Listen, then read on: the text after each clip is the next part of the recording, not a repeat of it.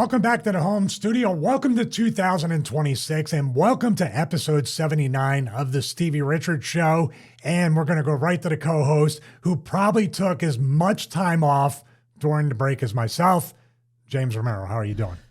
Dude, Dutch asked me the same thing yesterday. It was like, oh, did you take time off? And I was like, no. But yeah, for work I did. I worked 4 days out of 2 weeks, which is actually for me pretty good. But oh man, we did cooking for 15 people for Christmas, and you know, all the family coming round, and just Christmas is never relaxing.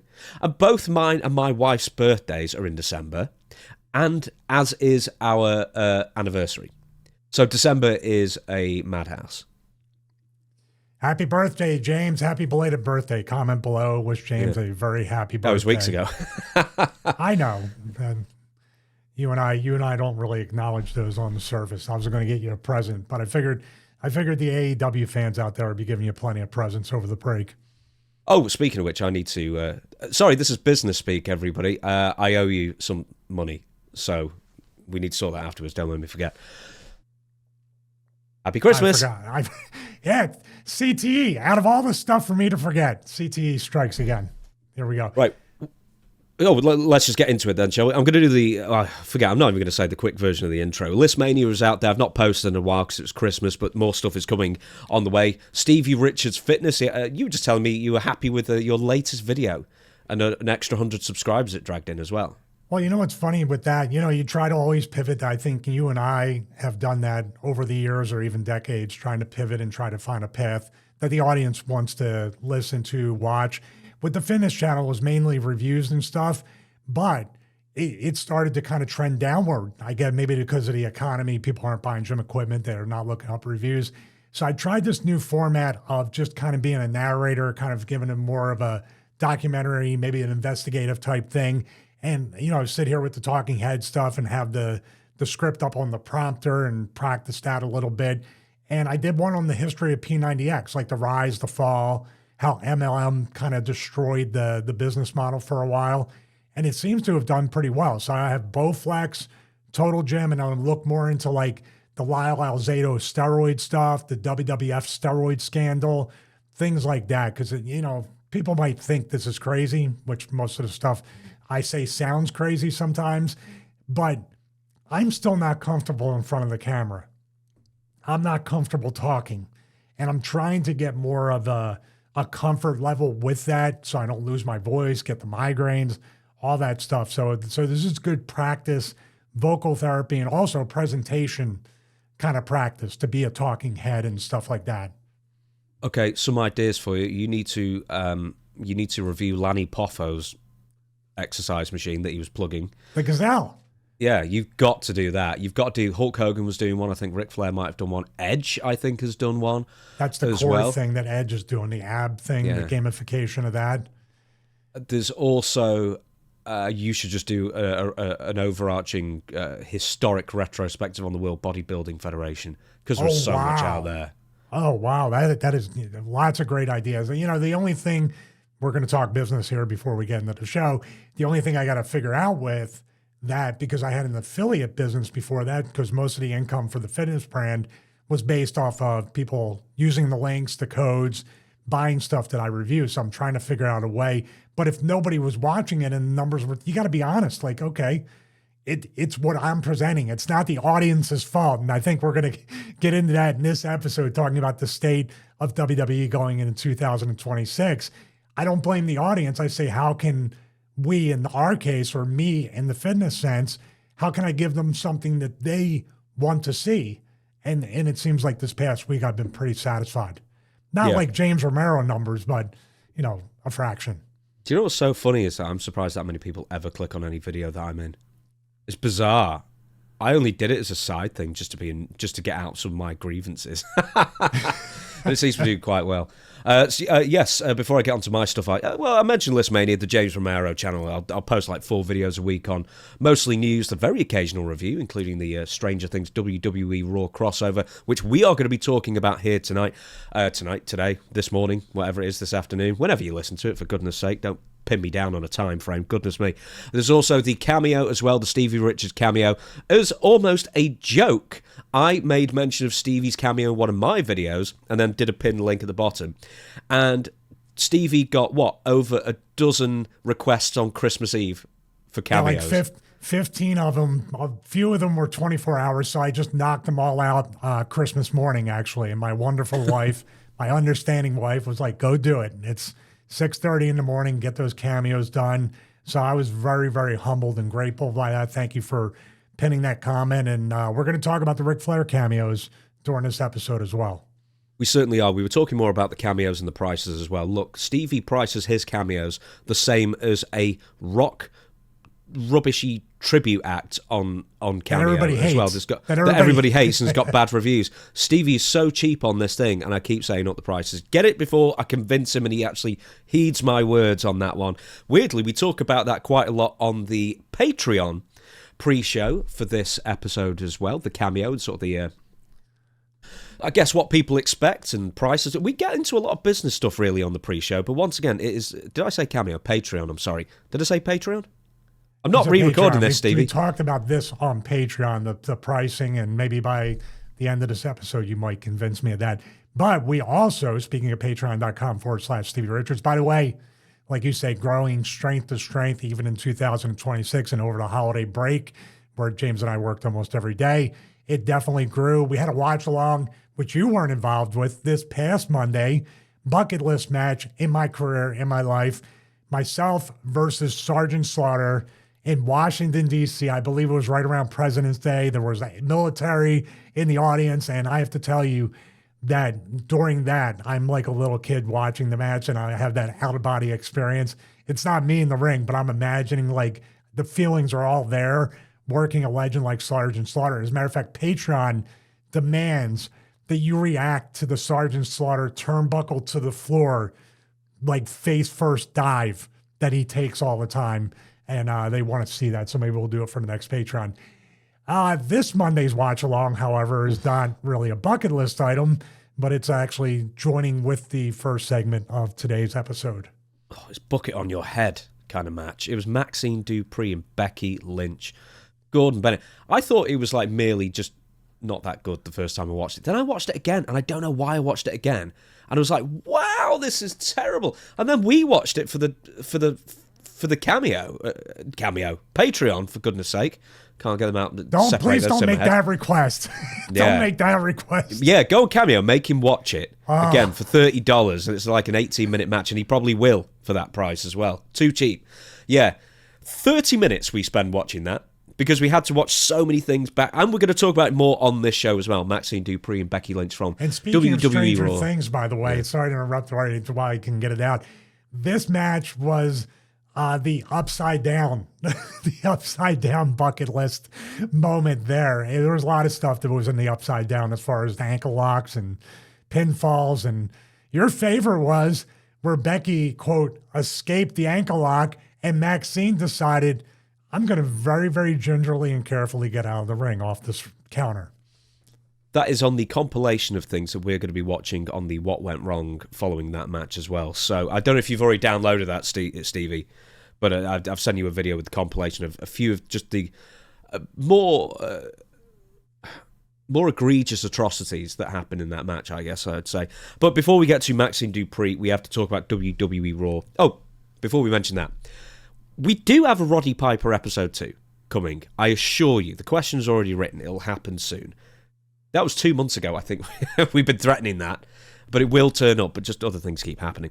So, WWE RAW and Stranger Things, Stevie. What did you think of that show? I mean, I bet your mind was blown about just all the opportunities that they completely wasted, I guess. Yeah, there's a lot of speculation on this show, especially as to how this came about, when it came about, and even why it came about. And I'm going to give my theories to all that, because it sure as heck didn't seem like this was something that they would work on for weeks. You have a different theory? If they were working on it before the break, before the tape shows, or even during the tape shows, this was a planned season premiere, which this is the season premiere on Netflix, they would have promoted it because I believe they were staggering the episodes of Stranger Things up until New Year's. And this would have been perfect to cross-promote back then that Raw was going to have a Stranger Things crossover. I guess we start with that is when do you think, how much planning went into this? Because to me, once I saw Hunter, which of course Hunter opened the show, with the cell phone turning upside down, I'm like, this is so not the WWE production quality that we put over in that episode about what wrestling gets right or what WWE gets right. Hey, the set looked great. And you can't just like do that on 2 days. Shoot that for 3 hours then. Just shoot the set. We just before we get to the set itself, actually, because I'm doing this in order of the review that I did because I wrote loads of notes. Did you think with what Adam Pearce said in his video a couple of days before Raw, do you think he was hinting at Chris Jericho re-debuting, or returning, I should say, on that episode? Do you think maybe it was just a turn of phrase that people mistook? Or do you think, because the rumour is that they really wanted to sell out and tickets were not shifting, so then they slit this in to maybe get some last-minute interest? As far as breaking the walls down, or similar to that, was the phrase that Adam Pearce used a couple of days prior. Is there anybody in wrestling using break the walls down? Is there anything in the Stranger Things universe saying break the walls down?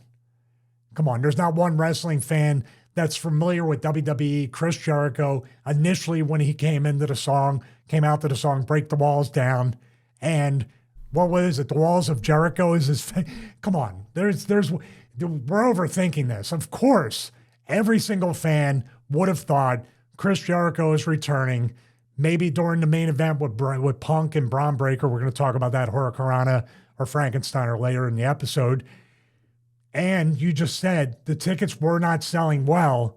Did they sell well after that Adam Pearce walk and talk video? I think they nearly sold out the arena, but I believe, I'm not saying they weren't selling well. I'm saying that they wanted a sellout. WWE wanted to sell out for to sell it out until after that. Pretty much, I think. Yeah, I think they did have a late rush. I think I'm right in saying that. Who knows how much that the Break the Walls Down line could have contributed to a couple of extra 1,000 tickets being sold. Well, what do you think? I mean, I'm going to ask you, I'm going to give my thoughts real quick and then pass it back to you.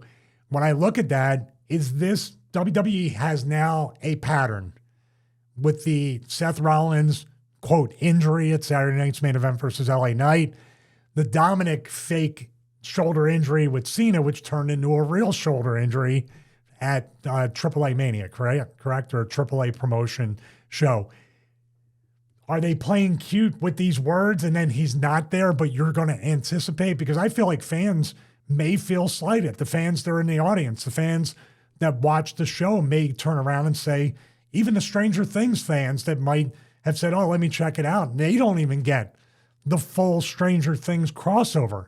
This fell short from the hype they put on this episode. That's my quick review of it. Now, I don't want this to come across as a sexist thing to say, but how could anybody, just purely from a match perspective, have put those 4 matches together, dusted their hands off and went, that's another job done, perfect, that'll be worth the season premiere of Raw on Netflix. 3 women's matches, only the first one got hype. The second one was Maxine, Dupre and Becky Lynch, which was horrific. Then you've got Liv Morgan's return, but once again, they killed that audience dead. And it's Liv Morgan, Lyra Valkyrie. And then you've got the main event, which was a genuine main event people were excited to see. And the audience didn't even get that into it until the last 10 minutes. Yeah, I think, it didn't make any of the women's matches seem special either. Like, the one title match may have been the one you wanted. I dare say, even though there's 4 matches on there, I would have followed the Saturday Night's Main Event format to a degree. Had the people there, and that's one of the things in our list of fixing things in WWE in 2026. How do you only have 4 matches on a show that, what was the exact runtime? Just shy of 3 hours. It was like 2:49 or something. How can you do that? How can you do that with the amount of amazing talent, athletic talent in WWE, as far as Raw, SmackDown, include NXT with that. And then you have the TNA people that you're working with. How can you not have more matches and have, number one, protect the talent? We'll get into that. But also just give people a fast moving show, which you said at least they got to the first match after 10 minutes instead of 26 to 38. I'm sorry, I overhyped that. It was just shy of 2.5 hours, but still 2.5 hours. And you start the first match within 10 minutes, which is amazing that they've actually done that. And then, man, I mean, apart from all the... I don't watch live.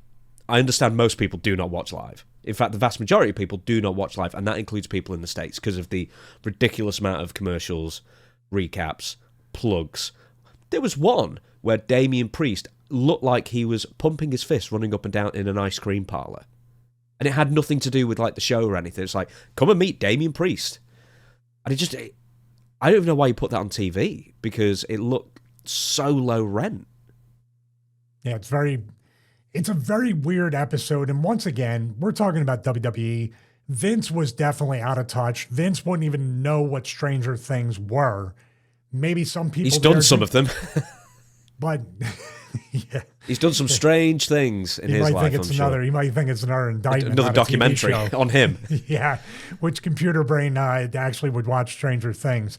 But what we were looking at is WWE is really kind of out of touch. And I feel like, we'll get into it. I keep kind of like dabbling into my theories.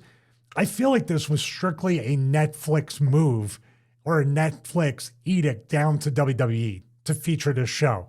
Maybe the Stranger Things final season or those final episodes didn't get the numbers Netflix wanted, so they wanted to promote it for rewatch or people to say, oh, I didn't know that that's over. Let me go catch the last season.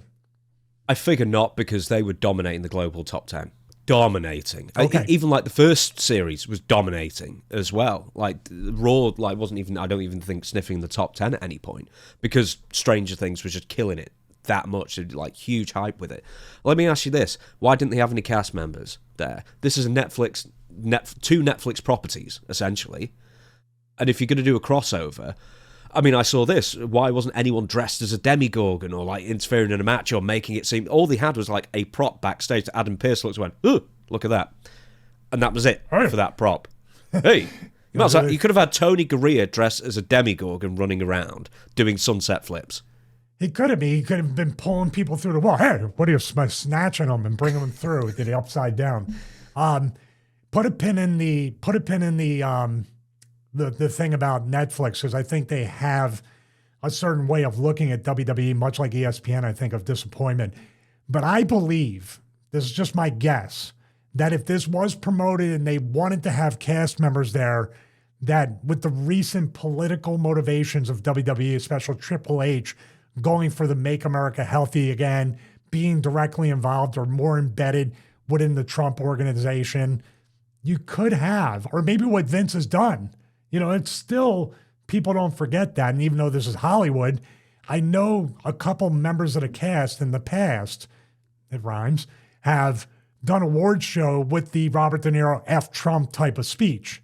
I think the guy's name's David Harbour or something like that. He's Red Guardian in the Thunderbolts, and he plays the cop in Stranger Things. My Philly accent probably has failed me with that, but that dude was the one that really went out and said, like, punch one of these people and do this back in the award shows. So this can be just like kind of like, we're not doing that. We're not involved with that because they're involved with Trump or whatever it might be. That could be one theory. If they even planned it, I still think this just feels so fly by night, no preparation, and just throw up the set and do everything you need to do. As far as the matches goes, we're not going to do like a full review. This isn't one of those episodes that we're doing a full review of the show, but I thought the opener was... Let me just ask you this. The opener went 16 and a half minutes. What is the ideal time? Now, WWE in 2026 now and 2025 is a completely different proposition. They have so few matches that they have to have longer matches than usual, even in the opener, I guess, and they do the same for the PLEs. You have one main event in the opening match, then you have the second main event in the final match, which is a weird way of doing it, and I'm not used to it still. In your opinion, what's a good opening match time? Oh, good opening match time. It's at maximum half of that. So we're talking anywhere from 4 to 8 minutes. Get the people warmed up, get a good action-packed match. Maybe you may want some name recognition, or you might just want like what the cruiserweights were in WCW. This is an exciting match. We kind of know who these people are, but we know what to expect from the style in the match. But now everybody, if you're 300 pounds, you're doing what Ray and Psychosis were doing way back in ECW. But what we have here is, that's the biggest insult to the talent, by the way.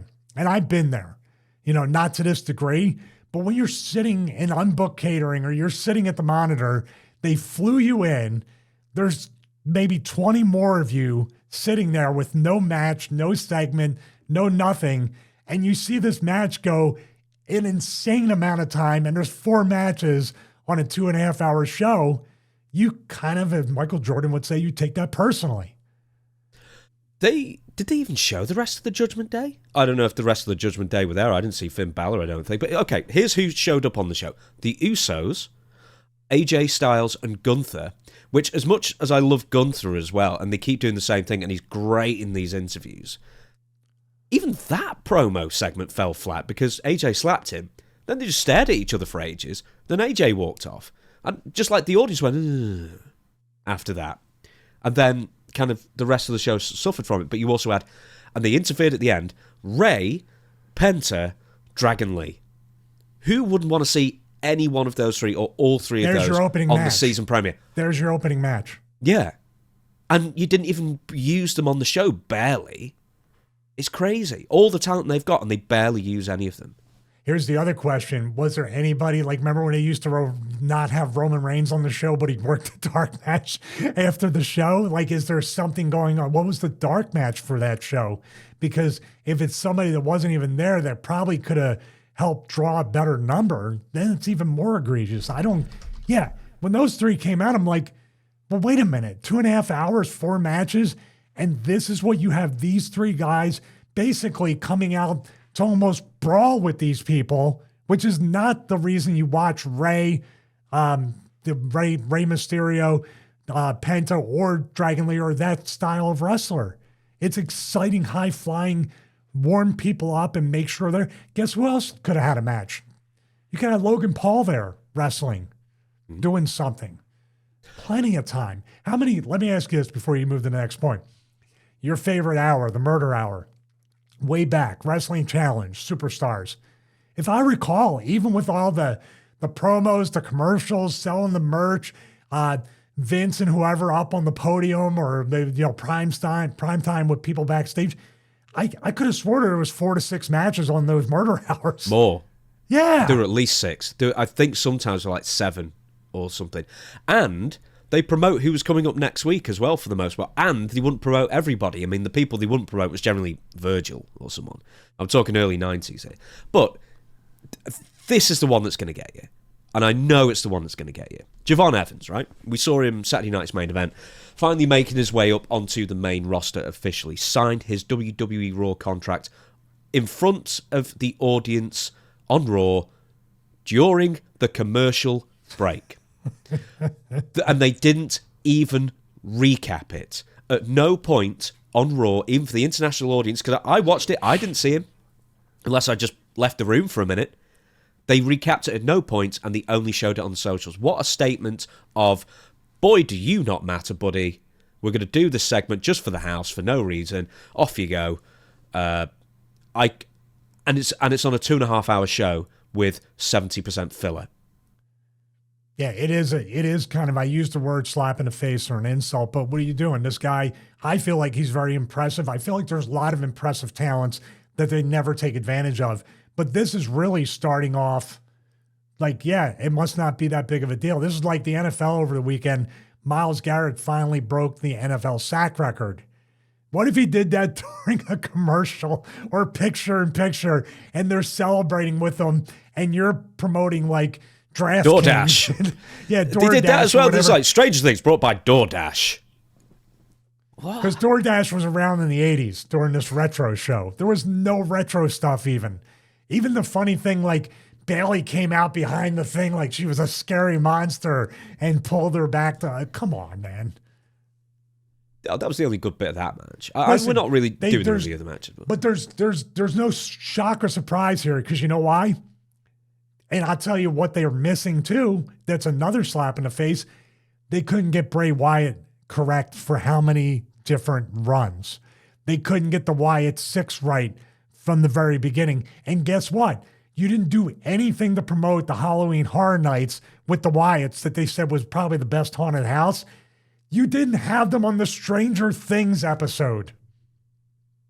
Do you know who is a member of the Raw roster and who dresses up as a demon that they didn't invite on the show? Boogeyman. Oh, that as well, actually. Finn Balor. Finn Balor's there. Oh, the demon.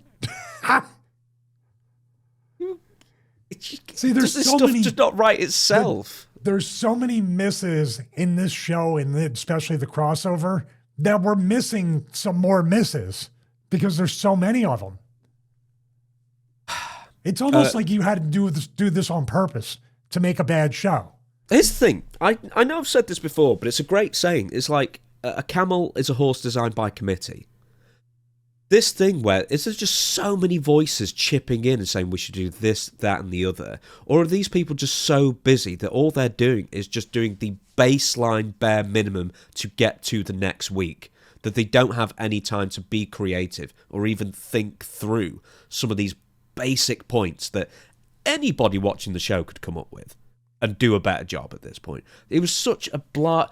And I'm not just talking about the Stranger Things crossover. Just the entire show was just so placeholder. And they put weeks of promotional effort behind it. Like Bron Breakker and CM Punk, how long's that been plugged for? A month? Yeah. About that. They actually did a really good job building it up. And I have a problem with the way they built Bron up or didn't build him up to this match. That could have been right along with Gunther and Cena if they handled him correctly. I want to say this too. Okay, you're saying, well, are they too busy or are they so busy? Well, from what I know, these writers, creative people, agents, they work like a ton of hours. Let's say the writers work 60 to 80 hours a week, which could be more because you're on the plane. You're basically 24/7 with this, okay? When we watched Unreal and reviewed Unreal and we saw that room and everybody sitting around, I couldn't see a more uninspired environment ever. That's creative and there's no creativity in that room. And with them working, I feel like it's still the same thing as when Vince was around. All right, well, we got to pitch 3 ideas. We'll pitch them. We know the old man's going to rip them up or do his touch up to make it even worse. So let's do, you got to do like 2 ideas will get thrown away and maybe the one you really want. There's just this weird dynamic about it's not about the actual product and trying to make it better. And then if there's also this, just like with wrestling or being a wrestler. Well, yeah, I have an idea, but I know I won this Emmy, but I have to wait 6 months until they say it's okay for me to know what I'm talking about. There could be a lot of people, I don't want to speak up because what if my idea is better than Hunter's? I will get heat. There's a lot of that going around. And you got Bruce and Hayes, though, right there, those sharks. Man, if I do an idea and I go over their head, they're going to make sure I'm gone. These are real things in wrestling that might be why we are watching a substandard product. So we're not going to talk about the matches too much. Sigh. I know. Because we're going to talk about the Maxine Dupre. I mean, am I off base with any of that? Is that your kind of thought? Like, what are you doing with all these hours? Well, do you know, with the Unreal thing, it does strike me as very sterile. Because they have that gorilla position, and it looks great, it looks amazing, but like the dark mood lighting and just all the grey walls and just one big logo in the middle, like Big Brother is watching you at all times kind of thing. There's probably a camera in there anyway. Yeah, and also you've got 14 cameras in there watching and listening to your every move. We can go with the Unreal thing very briefly because we're definitely going to watch it and we're going to have a load of material from it, absolutely, I'm sure. But I think people are now going to be more on edge knowing that they're even more scrutinized by the public than they otherwise would be, especially people backstage. Well, I might give a different thought. Do you think they really, nobody in media and government and in WWE or wrestling seems to care what the audience thinks. And you have to have a vision on your own and hopefully take the audience and everybody is copacetic to say, yes, this is a great direction. I wasn't expecting this. this turned like the WrestleMania 40 thing. It was so chaotic, but it turned out to actually be interesting when it led up to the finish where Cody finished that 2-year story. But right now, I feel like they're just doing whatever they can to serve the masters that pay them the money. And I'm not talking about the networks. I'm talking about the future buyers of WWE, TKO, UFC. We're talking about the Saudis. Because I don't think they serve Netflix with this show either. Not one bit. No, you were saying that, I don't know if it was off air or in the pre-show, that is Netflix getting buyer's remorse, do you think, at this point? Because, I mean, I remember doing a video a couple of months ago or a month ago where I talked about the numbers, and they were very basic maths that I did for them. But ESPN, with the amount of people who bought for WrestlePalooza, have got to be disappointed. And I'm wondering, is Netflix disappointed? Because they had a hot start. And then I think after a month or two, people kind of just worked out that these shows are, there's just less and less in every single show. So you might as well. And the way you think Netflix works out is every minute you watch. Because you can watch it twice in a row, and then it will count as 2 people watching, essentially. It's a weird way they work it out. No one seems to quite understand how. But do you think people are just not watching live because of all the commercials and they're sick of it, and then they leave it till the next day, then they skip through and they watch it all in 45 minutes? Unless they just go on their own YouTube and watch their highlights package. I think that's the number one thing is they go to YouTube, because they always tout the social media numbers and other things, and they'll try to spin that Javon Evans thing as, well, it got 15,000 billion impressions. Isn't that great? He's over. But let me ask you a question, everybody out there, and you can leave a comment. Has WWE dealt with any network over the past 5 to 7 years that hasn't had buyer's remorse? That they actually have delivered on what they promised? Because there's a pattern here. Season premiere, strong show. Then we just kind of phone it in. Then we're going to have Royal Rumble. Then we're going to try to carry the momentum into WrestleMania, which, by the way, there's going to be a lot less momentum coming off that. All the momentum from WrestleMania 40 is gone. We're going to touch on this with the fixes. But Fox, even USA to a certain degree, when we were allegedly consulting, they were not happy with WWE, but they could not speak up, and there was not an out. You said Netflix has an out after 5 years. Mm-hmm. You're talking about 4 more years of this? And when we tell you, hey, we're not happy, they'll try to string together 2 good shows. Then when you stop paying attention, they'll go back to phoning it in. This is not the talent. This is creative. This is Triple H. This is the people in the company. These talents can't just go out there and do what they're able to do. They're only able to do what they're allowed to do on TV. There is nothing stopping people, I think, just having, I'm not saying crash TV, but there are lessons to be learned from when WWE was incredibly popular, where you can look at it and go, oh, we haven't done that in 20 years. Oh, maybe we should have 4 matches in the first hour. Just churn them out. Then have promos in between every single one. Then at the end, shoot one big angle at the end. Give a cliffhanger for people. And here's another idea. Promote heavily what's coming up next week as well, which I know WWE does it better than AEW for the most part. But apart from AJ Styles and Gunther that's happening next Raw, that's all that's announced so far.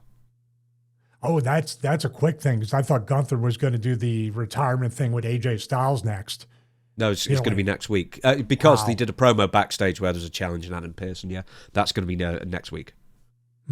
Here's another theory I have about Netflix, and I feel like Netflix, if they do have an out, and there's always going to be an out, you can pay them and get rid of them and cancel them or do whatever you can. Right now, I believe Netflix was trying to use WWE to promote Stranger Things, which you said they're not even cracking the top 10 anymore, but they're still trying to keep one of their strongest properties in people's light to rewatch. Like you said, hey, if we binge watch it again, it's another watch. Or if I watch this episode multiple times. The other thing that I think is very telling, over the holidays, Netflix aired NFL games. Mm-hmm. If NFL would go into a deal with Netflix, you don't think they drop WWE like a heartbeat and take the billions and give it to the NFL, which is the Netflix, from what I heard, the one Netflix game, I forget which one it is, 25 million people watch that NFL game. And that's real numbers. And you know what the NFL does? Man, how can we get 30? The WWE's like, what's wrong with these people? I think you're right as well. Amazon Prime was kind of, at least over here, the first like streaming platform that really went into live sports. We know anything from tennis, rugby, Premier League, that kind of thing. Netflix, I think, only just went into it with Tyson and Jake Paul. That might have been their first ever like live stream sports thing. I don't know if I'm right, but it's one of them. Then WWE was kind of their first real full-on weekly foray into live sports presentation. And now they're going further on. It's almost like WWE is the tester to, for the marketplace at this point. And then ESPN seeing it, now they're doing over-the-top streaming. And I know that baseball and basketball and NFL as well, they've all got their own versions of over-the-top streaming platforms. WWE, of course, got rid of theirs for some reason, which was wonderful, and everyone's pining for that, and now they're putting the pay-per-views on the American version of Netflix, when weirdly we had everything. But we didn't get like Mid-South and stuff. We've just got a lot of the WWE pay-per-views on Netflix. Aren't they getting rid of a lot of stuff too? They actually put on the 2004 Royal Rumble that you won, if you remember. Yep. Last eliminating Big Show after being in the ring for an hour. Headlock. That's the one. See, Dory Funk taught you something back in '94. He did. I got my revenge. Yeah, I received Dory Funk through the Big Show. Poor Paul. First the video game, then eliminate him from the Rumble. He just can't. He can't win. I love you, Paul. Yeah. Hey, here's the other thing. You have an excellent theory with that. You know why? Amazon Prime, when they picked up the NFL on Thursday nights, man, the technical difficulties for like that first year, maybe a little bit longer, sound and trying to do multiple. They had a main commentary, then they had another team, then they had a foreign language one. It was a mess for a bit. It was still pretty clean. Do you think Netflix is testing out the server, the workflow, the quality on a weekly basis? Because this could be one big multi-billion-dollar R&D type of project. So if they do get the real sports, they can be reliable. Yeah, totally. I absolutely believe that this is almost like a tester thing. And I think UFC going to Paramount as well, they paid insane money even for streaming properties, even for streaming companies to buy IP and to buy content. $1.1 billion a year for 7 years for UFC. Like, they're out of their mind. But that's considered cheap by today's standards, because usually I think the Fox deal was $1 billion for 5 years. So yes, compared to how licensing fees are going up, and it's got to be a bubble that's going to burst eventually. You can't do these major deals. We got tons of things. I do believe that if Saudi's going to buy WWE, UFC, TKO, buy them out, that Saudi's going to look to buy Netflix. Possible. I'm not, weirdly, I mean, they can afford anything, but will they? I'm just saying control's more of what it is. That if we have a network we can throw it on and do everything just in-house. Just buy the whole thing, and do that as a package.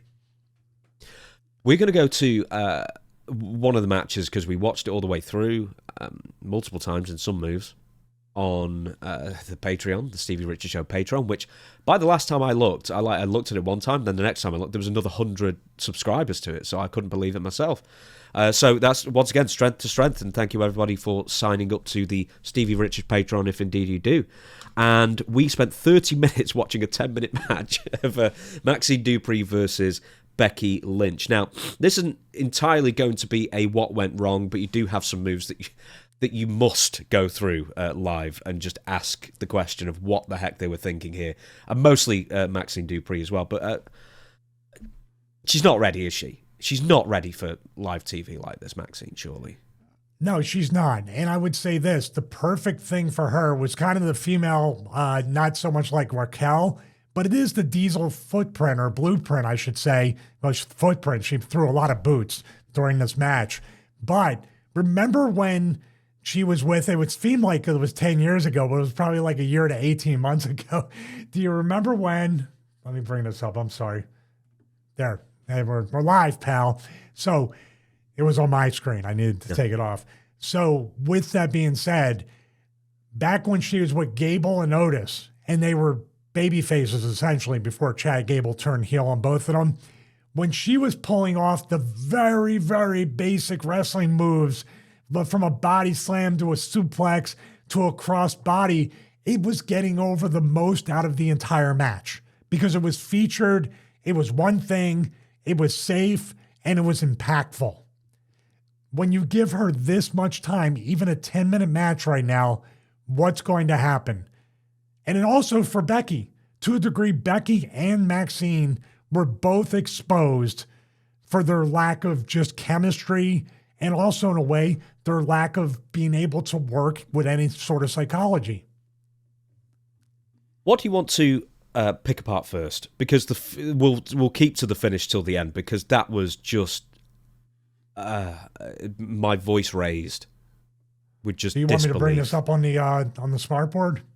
Yeah, you might as well do. But I mean, just this, whatever you want to say from the beginning, because I think the first thing I said was like, look at Maxine, she's doing the NXT, pre-rehearsed pose. Hey, slap the belt 3 times, then walk and try and look to. She's supposed to apparently be a shooter. You said this as well. She's supposed to be a shooter, being taught by Natty Neidhart, who hasn't won a match practically in 10 years. Hey, and Maxine's beaten her in 3 weeks. But that's raw. Natty knows what she's doing. Natty can train people. Natty and TJ have done an amazing job giving people good foundational wrestling knowledge, technique, and trying to teach them. And somehow they unlearn it when they get on TV. It's not an indictment on them. It's an indictment on the system. Oh, no, I'm saying in a kayfabe sense. Natty Neidhart, who never wins. I would say, too, if somebody goes, yeah, I'm ready for this big match on my... By the way, also, didn't she win the title before she was fully training with Natty? Yeah. And then so she Natty's loses trainers became worse. Oh, my goodness Okay, me. so what I'm saying is, yes, from a kayfabe. Now, if Maxine was getting bullied, this is once again going to go into one of the points later on when we talk about the fixes. When Maxine was basically learning these one moves and everything, but realized as a shoot, I'm in over my head. These girls are going to eat me alive. I need to go train. It might be uncomfortable. I might get banged up, but I need to go back to the dungeon. I need to train in Stu Hart's dungeon run by Natty Neidhart and TJ Wilson. And they stretch her and they beat her up and they toughen her up to the point where it's kind of like in Deadpool, where they tortured him so much, he became Deadpool and he became invincible. So in a way, she can be beat down kind of a military boot camp style, dungeon style, and they toughen her up. And we see that in the vignettes. But all we got was, I'm a shooter now, and we got some dark lighting, some fitness type lighting and cinematic shots. And am I off base? Did I miss something with this? No, besides the whole vignettes. I know, but if we go through the Maxine thing, basically when she started wrestling, she was so bad that fans were just turning on her really badly. Like, she was getting a lot of credit. And I'm sure she's a lovely person, so I kind of hesitate to say this, but you've got to tell the truth here as well. And she was terrible, and she wasn't ready for TV. And for some reason, they weren't leaving in her NXT for a year or so to at least get the basics down. But it's been 2 years now, and apparently the basics aren't there. We can go for the ankle lock, which I'm mortally offended by.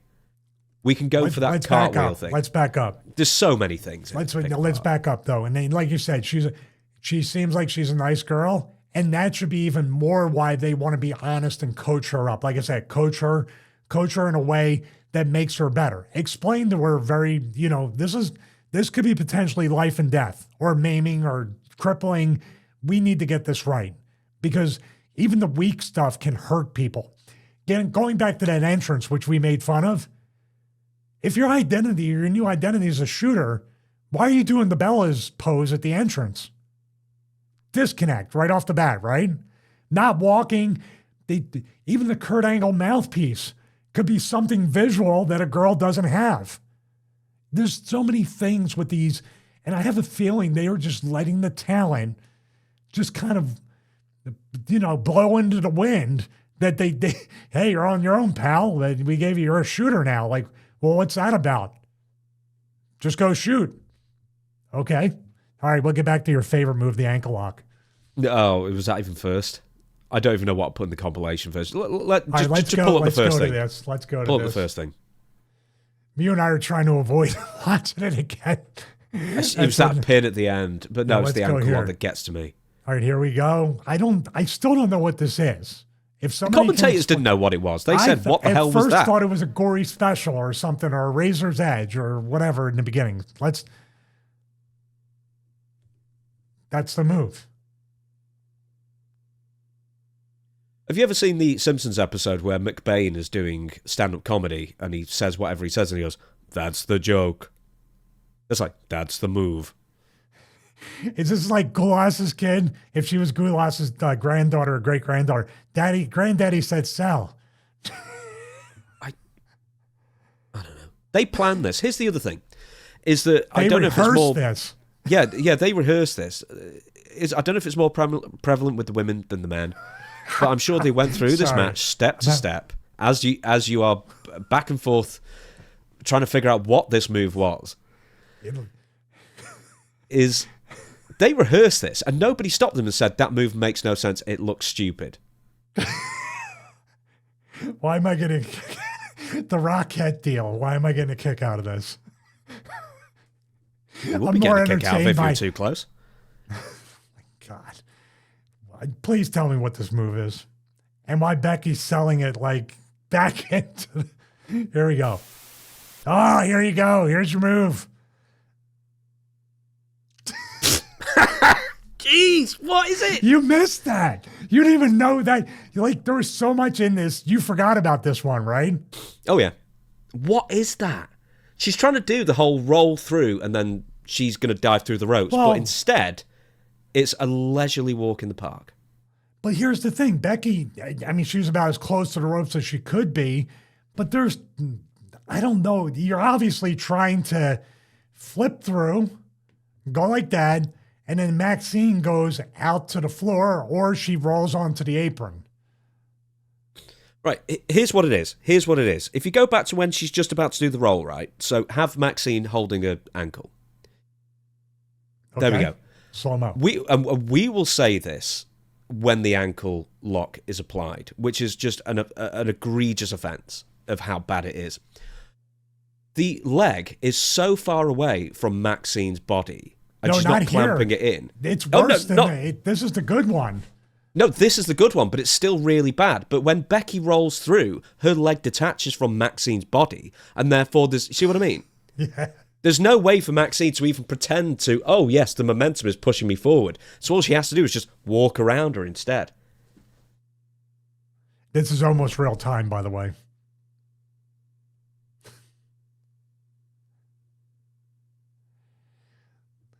The crowd goes mild. It is the dirt worst. Absolutely horrendous.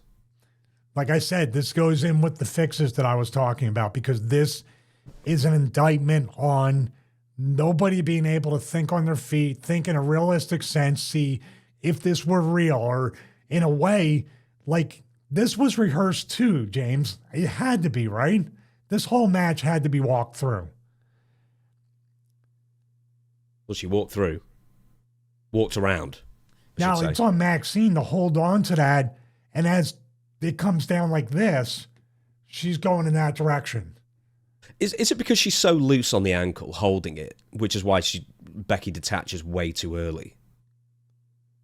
No, I think, watch when she comes down.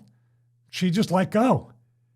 It's up to Maxine to hold on to it, and then when Becky rolls through, she throws herself through the middle rope, which I'm assuming she was going to land on the apron, land on her feet, and come back. Whatever happened was not what they were wanting to shoot for there. And it's unfortunate, but like if that was the one thing, it'd be like, okay, she's super inexperienced.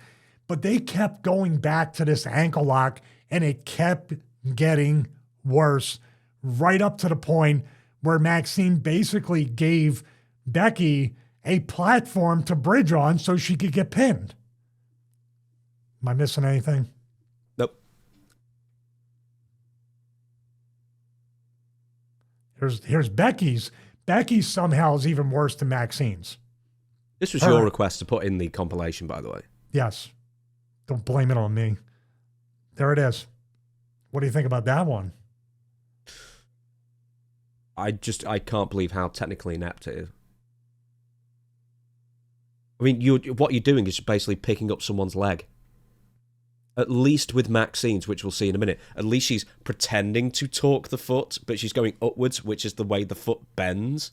But at least there's some kind of movement in the joint. This is, she has just picked up her leg.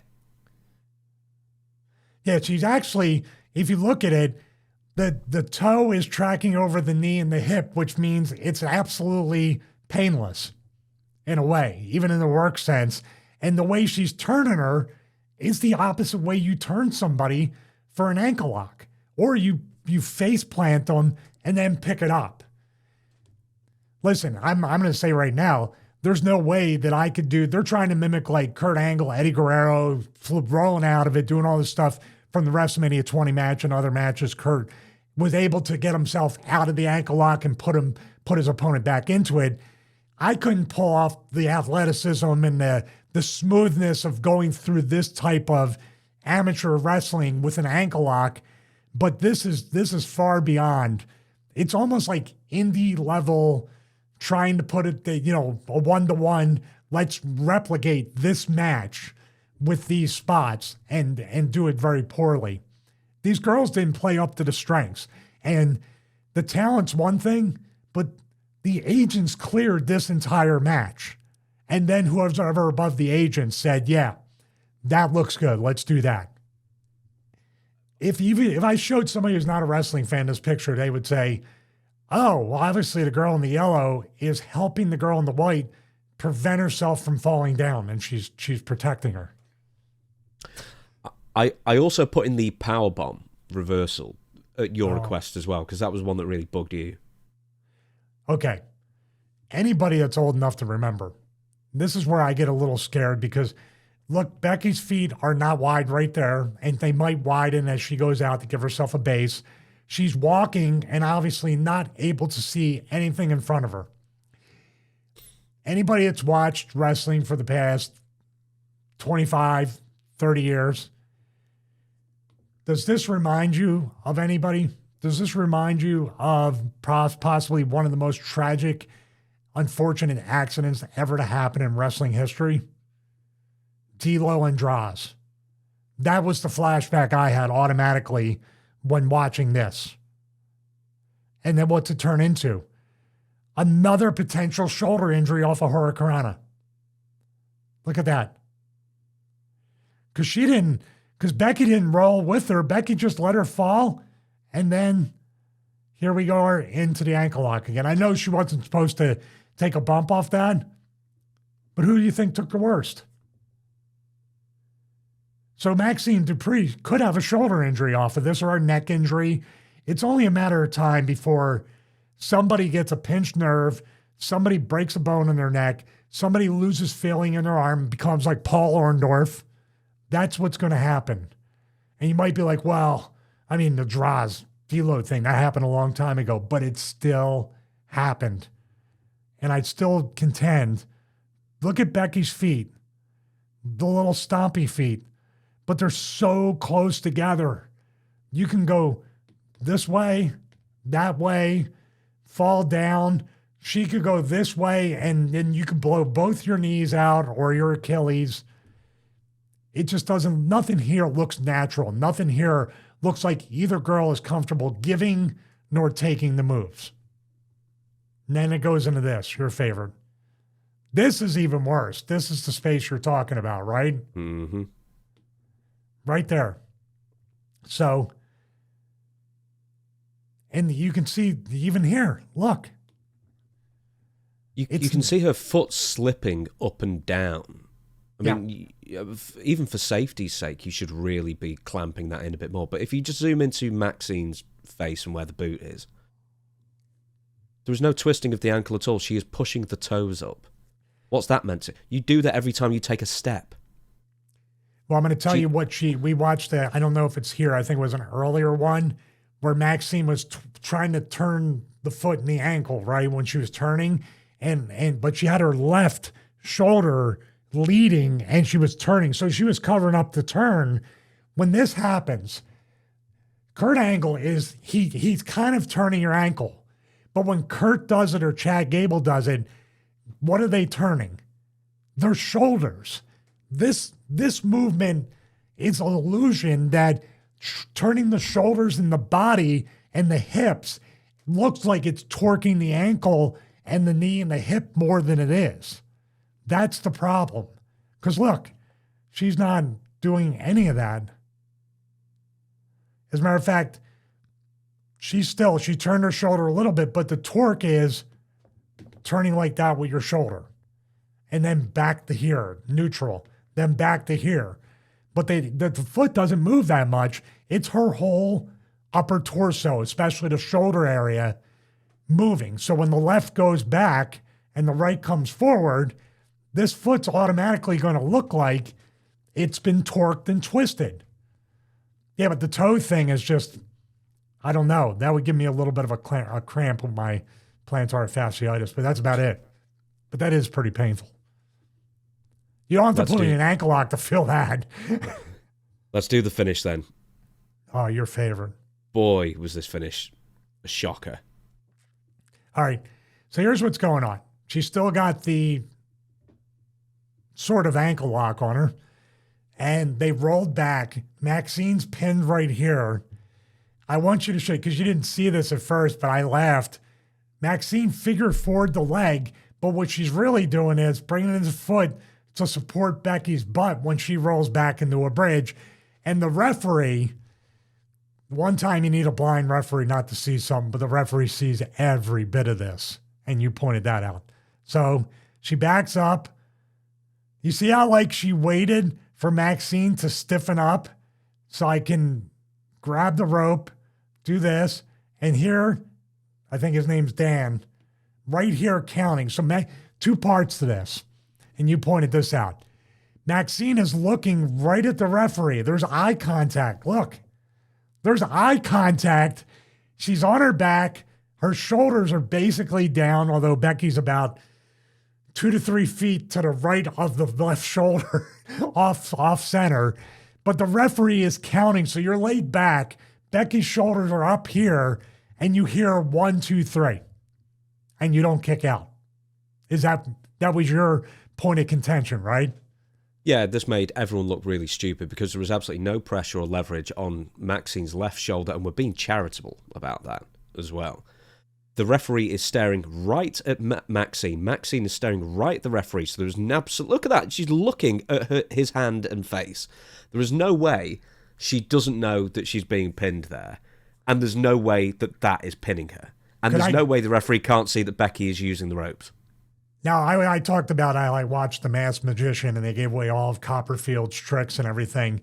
But this referee would have to believe, with his line of sight right here, which I see him right there, with the line of sight right here, the referee has no other sensible conclusion looking at Becky Lynch with this pin other than she is levitating. Because if she's not, she's got to be grabbing the rope. Because at the very least, try to be bridged. Although I don't recommend neck bridges usually. Be bridged and hold on to the ropes. This makes everybody, including the referee, look stupid, and it makes the audience look at it and say, this is stupid. Wouldn't you think that if somebody's floating in midair and you're pinning the other person, well, how are they balancing themselves when they have nothing underneath them? Let's just get through this week. It's even worse, the second angle. You can see the supported foot right there. Did you see that? Just go back a second. Maxine actually gets her shoulder up off the mat to sort of adjust Becky, or the ankle. No, but you know what else she does? She puts her left shoulder down. Yeah. The referee gives her the Iggy right here. You see it? Why would you let go of the ankle lock to get pinned? Do you see what's going on? The minute she falls back, now I don't have great peripheral vision, but when you see, yeah, but Maxine's looking right at the count. Right there.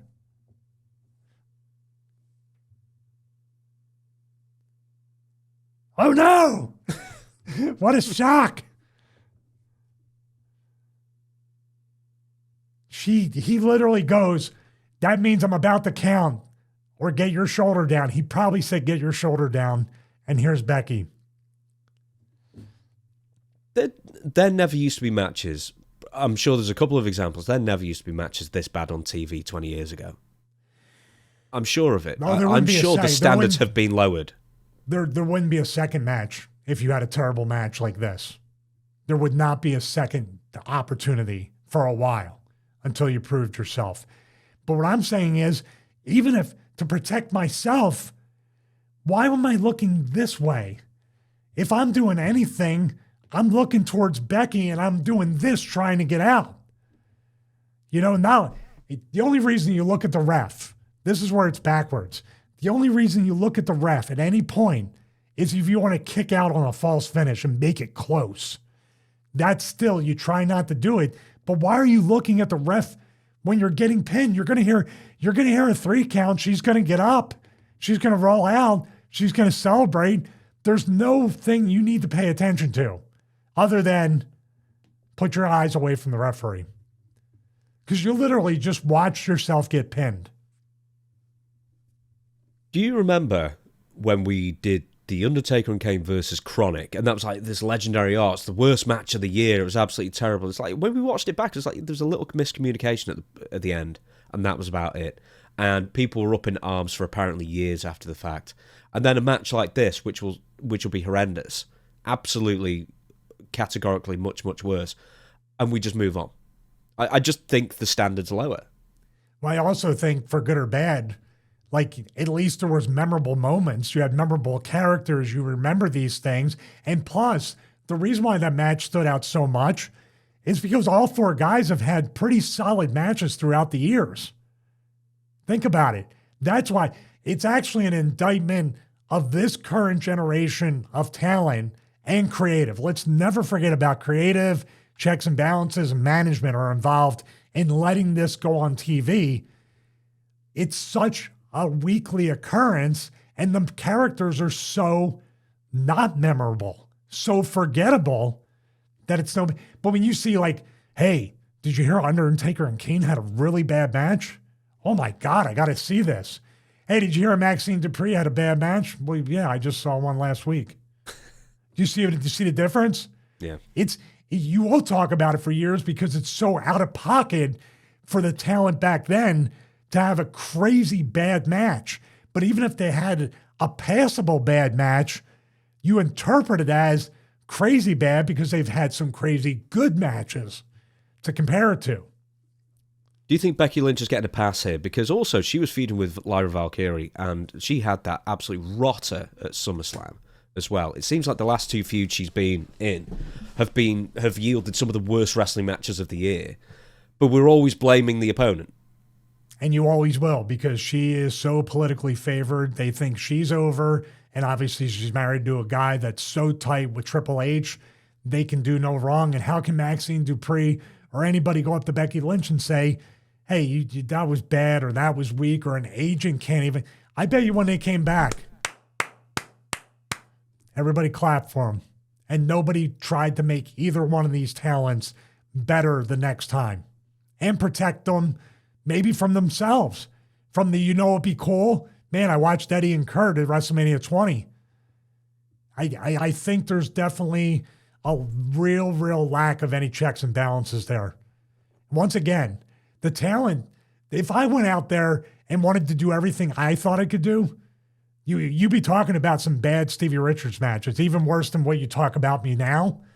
But there were agents and other people throughout my career, and even other wrestlers that I felt like they were mentors, that said, dude, you can do these like 3, 4, 5 things really well. You have good psychology. You can work around everybody's spots.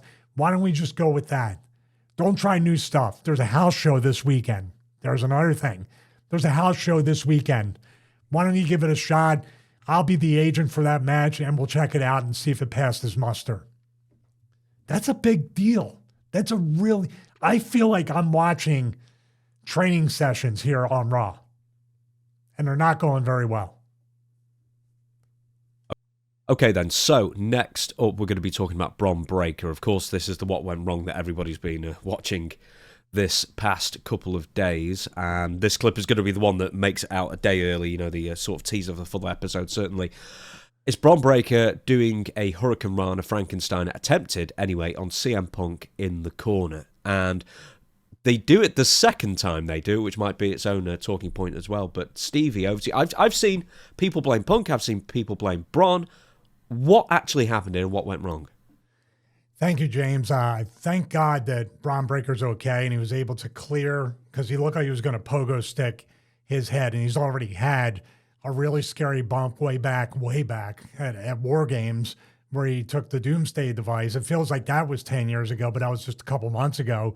So he's got to still be feeling that. That's my guess.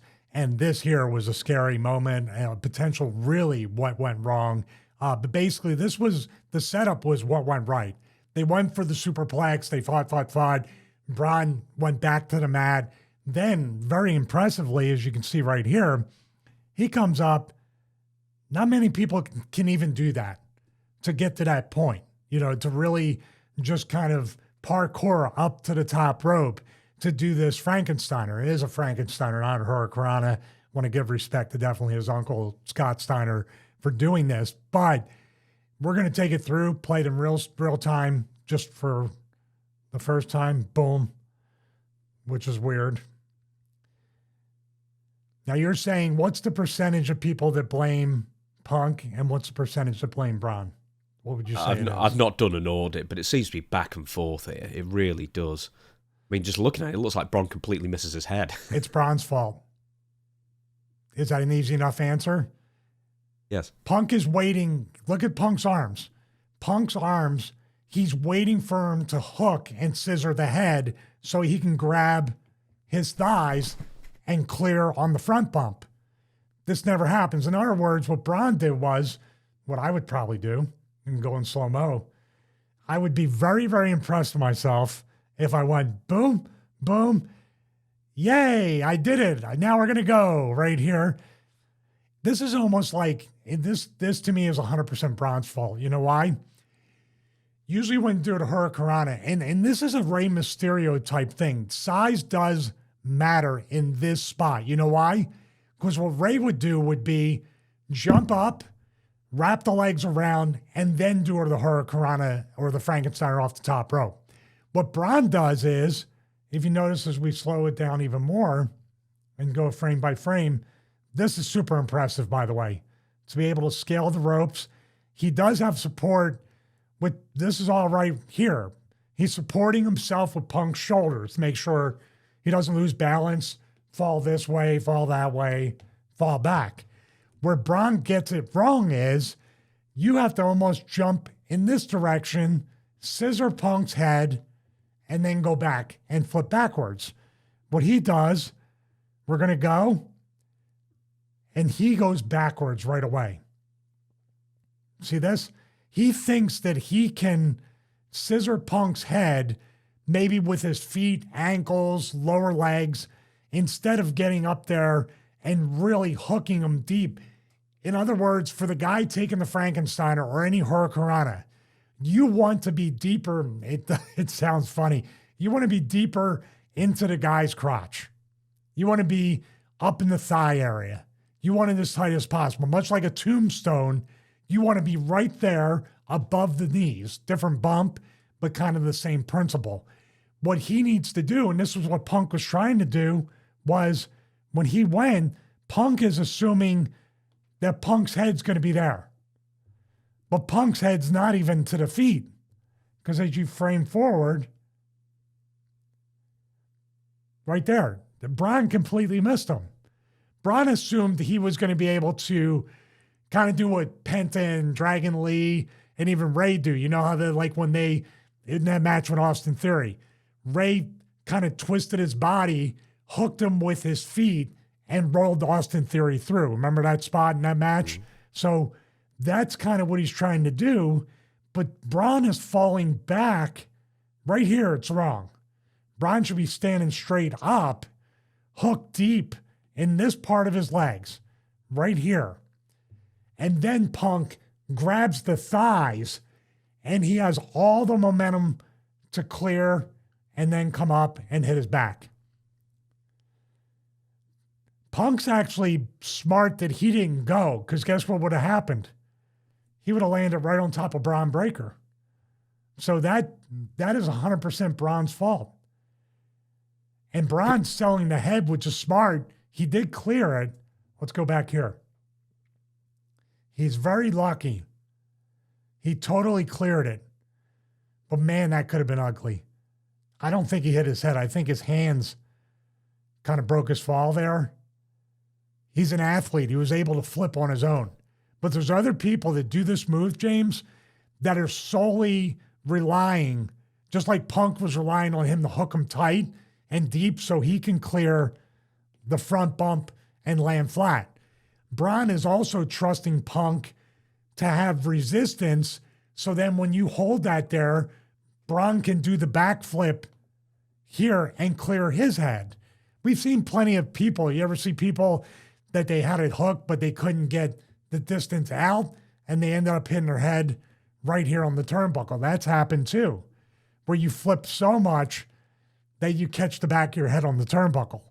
But this is definitely something where it's really bad. So here's the setup. Once again, the setup is solid, but Punk cut him off. He goes down. There's the second one. Do you see the difference? Look at what he did this time. He's still leaning back. But look at where Punk is. Where's Punk's head? Above the knee. There's the difference. So in other words, Bron still jumped up and back a little bit, but look at how, now Punk, look at what Punk's doing. He's like, dude, even if you fall, I'm pulling you in and I'm taking my own bump. See what I mean?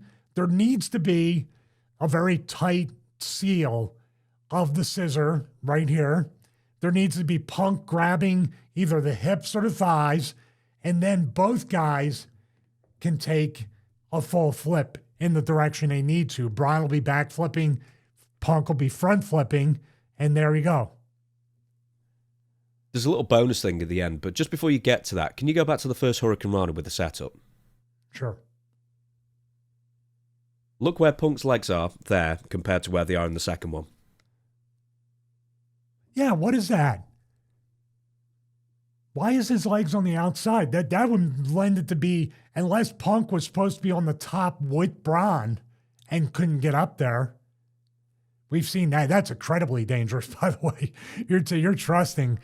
Yeah, dude, that's right. So, all right. So now this puts a different wrinkle on it because I didn't notice that because it's so bled in there. Let's go ahead to the other one because I'm going to make sure. Yeah. When did Punk? Yeah, so Punk now puts his feet. Now, this is also what went wrong.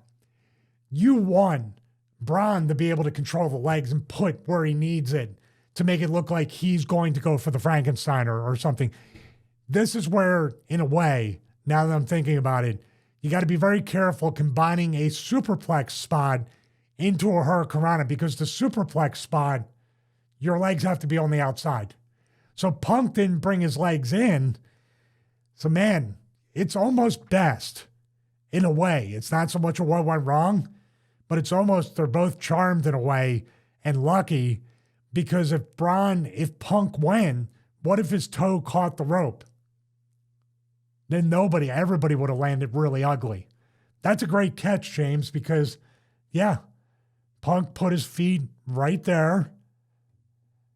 And dare I say it, like everything was wrong with that. Punk maybe takes about 5 to 10% of that blame, but it's mostly on Bron because Bron, okay, let's back it up a second. Was this spot meant to be Bron crashing and burning? Punk's legs where they are means that Bron wasn't supposed to hit the Hurricane Rana because how can you hit a Frankensteiner from the top when the legs are there and you're not both standing on the top rope? Was this a spot that was meant to happen the way it was, and Bron just took a rough fall? I was interested to see that they went for the Hurricane Rana Frankensteiner again like a minute later. Because when I first saw this, I thought, oh, was that meant to happen? Because Punk at least had the wherewithal to kind of like half fall on the ropes afterwards. But then when they went back to it like a minute later, I was like, okay, the first one was definitely a botch. It wasn't meant to go that way at all. No, but now I'm rethinking that. You got me, brother. You got me, brother. You worked me. But I think that with Punk, who knows where to put his legs, just like you saw in this second spot. Look what he's doing. Okay, but I've got a theory. Is it easier for Bron Breakker to run up the ropes with Punk's legs on the outside, and that's why his legs are on the outside? I don't think so. I've seen him do this in NXT with people with their legs when he hit the successful one of running up here. Because look, he's still doing it. Yeah. No, it's really just Punk. Actually, it's better with Punk the way he is because look, he's wide there. I think it's a spot that was meant to happen. But in essence, in a way, when we're looking at this, there's so many botches that aren't meant to happen that when you put something to purposely make the move not easy, like a struggle, you automatically think it's a mistake and a botch. Now I'm taking it back. This is actually designed this way. And if you're saying it's a minute later and they didn't go right back to it, then it's a designed kind of like lead up to this Frankensteiner pin, which is a false finish, right? Yep. I just think on the first one, when Bron Breakker's doing it, like when he sort of clasps his legs together, he so misses Punk's head by like at least 18 inches. He actually gives him a hell of an insecurity. Yeah. Look, he kicks him in the back. He gives him like that, who used to do that? Was it Tiger Mask or somebody that would do the jump kick and kick in the back of the head? That's what he's doing. Bad News Brown used to do it. No, not the Blaster. Ghetto Blaster. I'm talking about like a leg lariat, but it would catch the back of the head. Ooh, I don't know. Oh, do you know who used to do it? But at the front was D-Lo, so it's kind of like a reverse one of that, I guess. Well, I took plenty of those. You see, no, this looks, I have to say, with Punk's leg positioning being different, I'm thinking that this was meant to be a block of the Frankensteiner. Then, if they went back to it 15 seconds later, I'd be like, it's a botch. But his leg positioning is just leading me to believe that he's sitting there and he's not.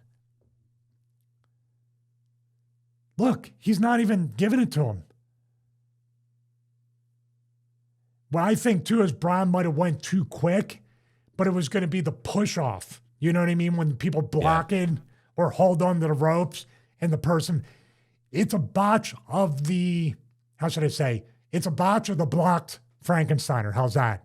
It could have went a lot more wrong, but it's a designed spot leading up to this one right here, which was because the hand positioning here, the foot positioning, Bron being much tighter with Punk, and then look, that right there too. Punk is inside the thighs. God, these all don't sound right at all. But yeah, you have a little bonus in here for me. Where's this? Yeah, this is the dive from the outside. It's just a landing that Punk takes. I don't know if this was meant to happen. Catch me. Oh, God. I know he didn't hit his head, but he sure like had a little bonk on his. Dude, what is up with people's shoulders in WWE, right? Like, this is a separated shoulder, torn rotator cuff waiting to happen. That's the way I would feel. I'll tell you what, though.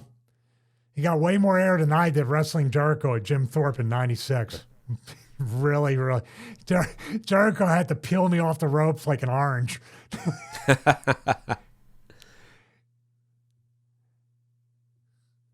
He's like, oh, he didn't get all that much air on that. Let's move on then. We want to talk about Bron Breakker a little bit then. So obviously this was his first like major planned for, I guess, main event where it's a singles match going for the World Heavyweight title. And I think it was mixed. I don't know if the opinion was mixed 50-50 that Bron could win it, but there was certainly a lot of people that thought that maybe he should have won it as well. I don't know if that was just because Kevin Nash was stirring things up about his T-shirt being on for the grand total of 1 week or something, but I don't know. Anyway, my thought process, and you tell me if I'm wrong here, is that apart from Brock Lesnar, who wrestles like 4 times a year, there's nobody on either roster who just absolutely decimates their opponents, just runs them completely over, like your Goldbergs or your Scott Steiners or your Undertakers or even Steve Austins or whoever it might be, where, they would take 95% of a match against credible opponents before winning clean, basically, just being absolutely dominant. And in my opinion, Bron Breakker can be that next guy who does that. But he's almost been pegged now as, he's going 50-50 with CM Punk, he's going 50. Everyone goes 50-50 with everyone.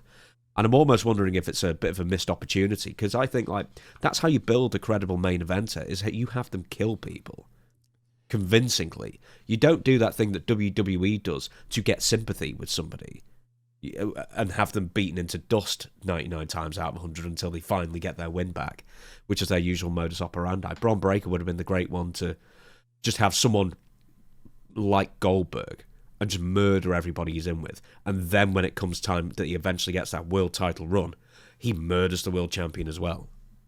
It wasn't that how we started out with Bron Breakker? Like initially on SmackDown, he just speared somebody and pinned him in 7 seconds, right? Yeah, right and then they find their level and then they work to their level. But I don't know why they do that. Well, I mean, it's the formula. It's not a level. You just work within his strengths and everything, and you do that.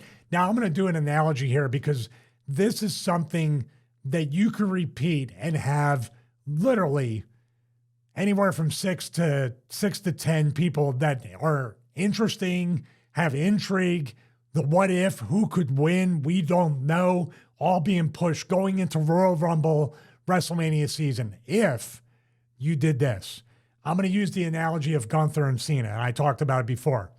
What if Gunther never lost the IC title and he won the world title, vacated the IC one? He went undefeated for a couple of years. He was dominant. He didn't get beat by Sami Zayn, didn't get beat by Jey Uso. Now it comes time, let's go look at the other end before we go there, John Cena's retirement run. What if they handled that the way it should have been handled? Now you have John Cena versus Gunther.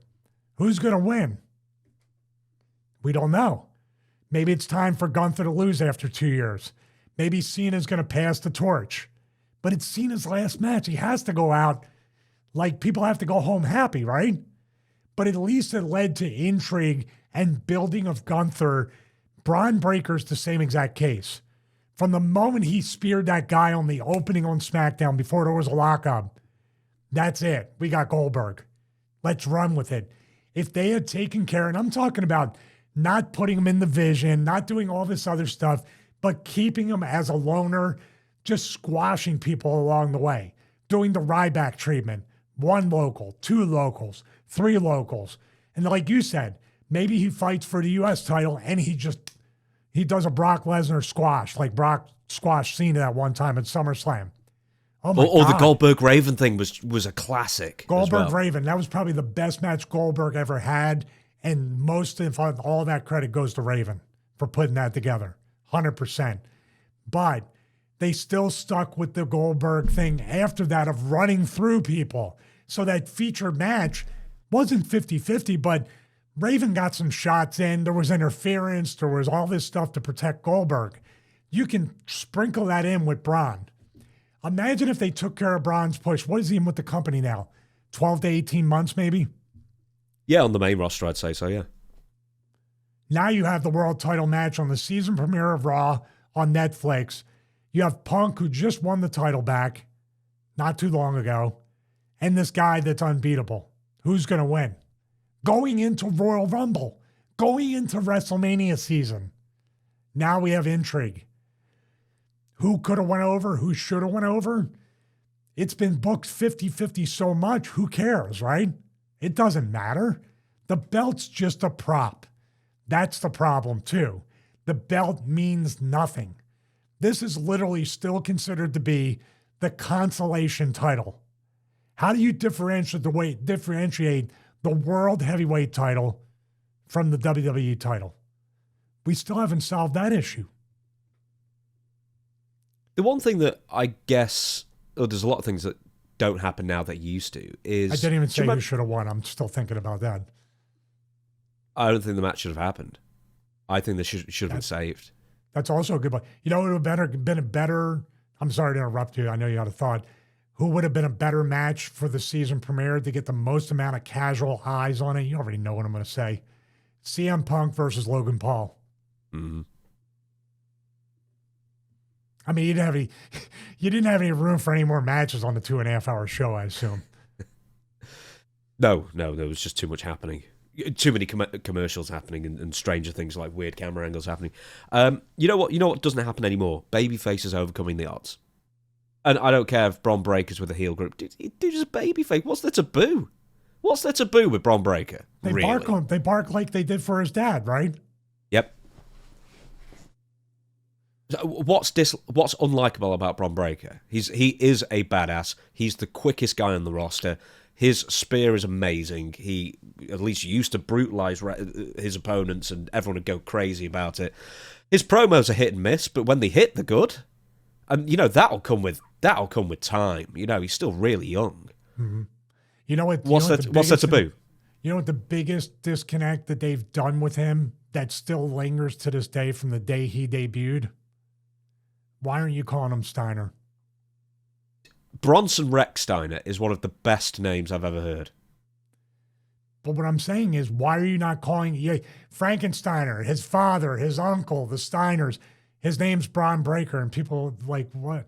It's like I said before, when I used to say, hey, Swinger called me and said I have to talk to Dreamer, and they're like, what? Hey, it's a bad analogy there, but why are they not calling him Steiner? They're doing everything. This is like, how dead in the water was Curtis Axel without the Mr. Perfect Kurt Hennig name? They refused to do it. McGillicuddy. This is just it was Beulah's brother. It was Beulah's brother. Oh, sure. How can I forget? Yeah. So, but we're right there. But then from that point on, it's almost like, and then you put them in spots, and I don't care what anybody says. They did the what we call, maybe Cody and Punk both, and they knew Bron could do backflips because he does to Frankensteiner. And this kid was probably like half like, I don't know if I can do it from just being on your shoulders, but what can you say? You want to respect the veterans and do it. I'm still standing by that he may not have wanted to take that and knew it would turn out that way. Imagine if they went to Brock Lesnar and said, we need to give you a different name. How about Bradley? Bradley Laser. Why? I still think... Brock Lesnar's a great name, and so is Bronson Rex Steiner. I still think if Vince was still there, he wanted somebody to be Icy McFreeze, no matter who it was. Somebody was going to be Icy McFreeze. Captain Cold. Right, let's go on to the WWE fixes then, shall we? What needs to change in 2026? I asked you, I posed this to you.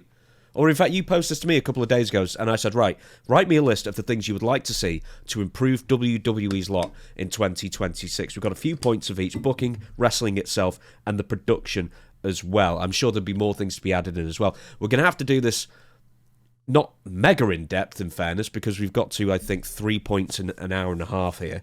So, WWE fixes in 2026, and the first thing you wrote that I've got a different theory on is long-term booking, 12 to 18 months or even longer, is what you said. Yeah, because this booking week to week and having a period at the end of every single show is not working. You mentioned cliffhangers before, and this is going to be, I guess we're going to be repeating ourselves ad nauseum from the earlier things, but to set up to kind of talk about the indictments of today's product, you have to book backwards. You have to figure out where you want to be. There are going to be injuries. There's going to be suspensions. There's going to be people that fall in and out of favor with the office. There's going to be things that are going to happen.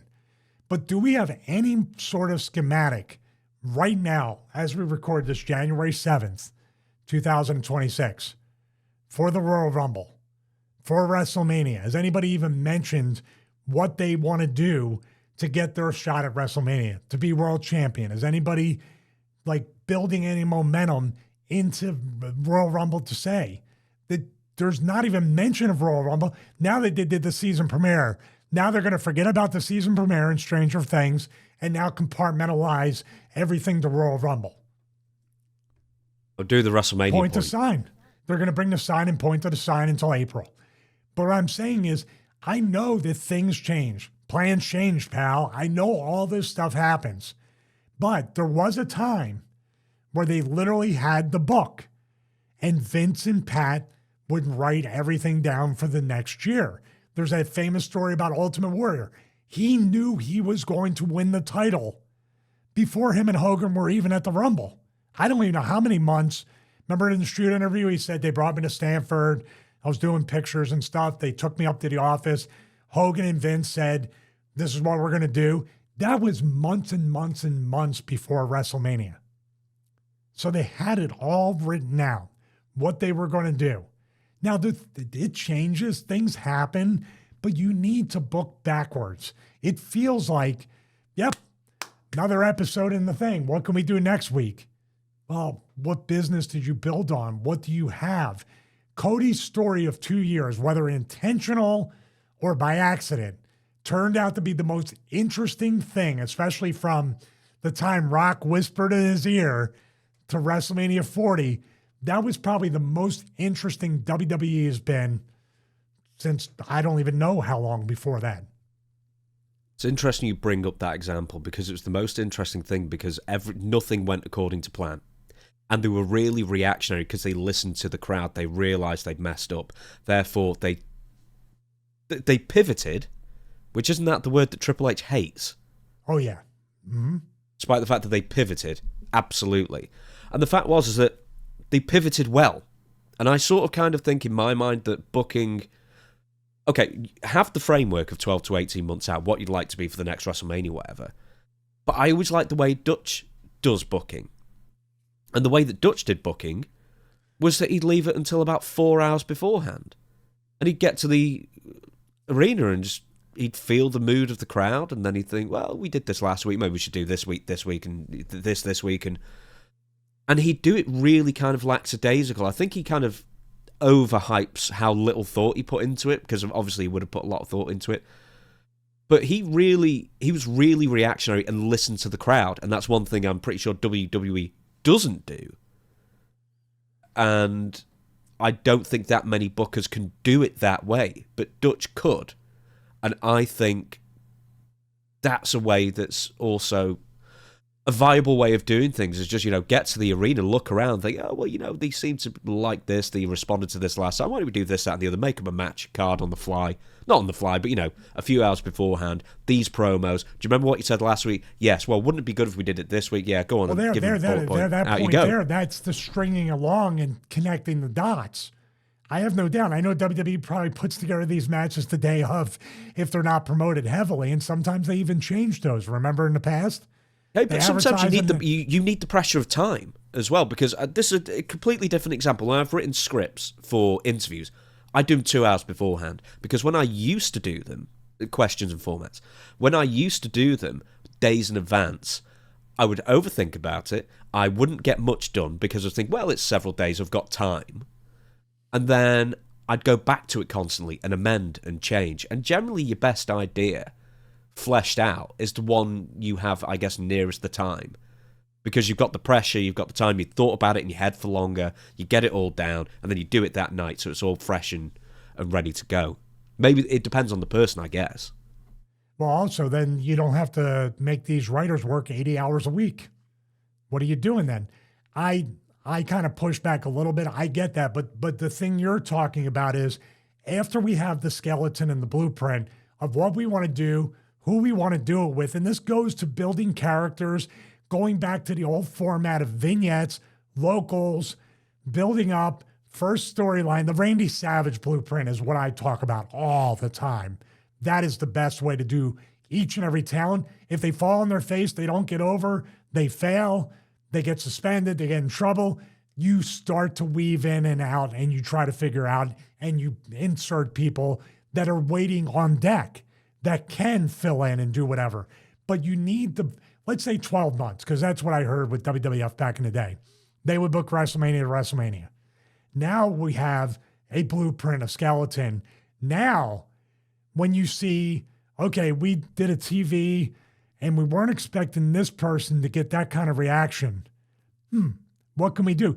Now, based on the blueprint and the skeleton of next year, how can we fit this person in that's just like an LA Knight? Man, this dude's much more over than I thought. What are we going to do to plug him in here? Okay, well, we left these 2 or 3 things open for just matches. Let's have him cut a promo. Let's get him involved in an angle. Let's see how he does and get, no, this person's good at getting people over to the next level. Let's put him with this person, The Miz, for a month, leading to the pay-per-view. He goes over clean. Now what can we do? Okay, we can fit him in here. Do you see now how you're building according to the year by the pay-per-view, then breaking down those 2 to 3 weeks of TV or more? But that's exactly, it's kind of around the same thing. They had the framework, and then when stuff crops up they weren't intending to, it's easy to insert them back in because they weren't so rigid back in the day. It's like, oh, well, this guy, we didn't expect this to happen, so we now but your Hogan angles were always figured in, unless some guy just came out of nowhere as a monster. Then you start. But trust me, even when Goldberg was working in WCW and starting or chanting Goldberg every time he came out, Bischoff's and everybody's gears were turning about how far can we take this. And guess what? In the current WWE, Goldberg would get a huge pop. They would be chanting. By week 3, he'd be world champion, and then he'd be on the decline after that. WCW had him go on the streak. Then the streak was at risk because Raven was champion. Are we going to give the title to somebody who's basically a rookie? Yes, we are. Now he's going to defend that title for a while. Then he starts to get in Hogan's orbit, and it's like, oh, there's no way Hogan's going to put him over. Now, they made the mistake, by the way, of promoting that match in 4 days for the Georgia Dome. I would have made that Starrcade at the Georgia Dome later in the year or whenever they did it. There's reasons for that, though. There were a load of WCW execs, and Hogan, they wanted to pack out the arena to impress the Turner execs. That's why it was so quickly. And they sacrificed a lot of good business for months and maybe years based off of that, because they could have done a WrestleMania-sized Starrcade at the Georgia Dome, and all the football players. If it was around the time, it's not, but say present day, would have been around the time of the college football playoffs or whatever. You could have the Georgia players and the Atlanta Falcons there. It could have been a much bigger deal. This is hindsight, but WCW did Goldberg right leading up to the world title. I'm saying this because there is a blueprint, and that blueprint was not much different than the Randy Savage one outside of the big streak. Your next point, if someone is hurt and being pushed, find ways to keep them on TV and relevant. AEW does this even worse. Someone is hurt, they are ghosted, man. They are gone.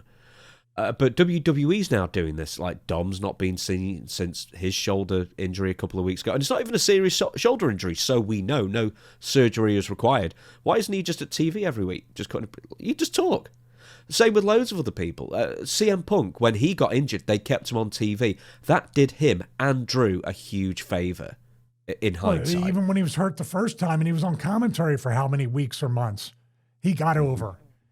This is where, this is a big deal because the company is actually shooting themselves in the foot. People don't realize, I didn't realize it when I was younger in ECW. The amount of time and money that's put into when you're on TV in any form, promo, match, whatever it might be, they're investing a lot of money. For instance, like back when SmackDown was on Fox, it was $3.8 or $9 million an episode that Fox was paying. That's what, $28,000 or so dollars per minute. You invest, Fox invested in the company, basically is putting you in that spot. If you get hurt, why are you, Charlotte, let's go to Charlotte. When she came back for the Rumble, They had her on the yacht, right? They had her just with a bathing suit on the yacht like she was never hurt. Where on social media, she was training like an NFL level athlete to rehab. Why are you not showing that? That could be on TV. I don't know what's going on that, like, who else is hurt? Piper Niven's hurt. She's not even out there. Maybe she's not able to travel. I'm just trying to think. But when anybody gets hurt, disappear. You know what it is? It's the crutch of the pop of he's back, she's back.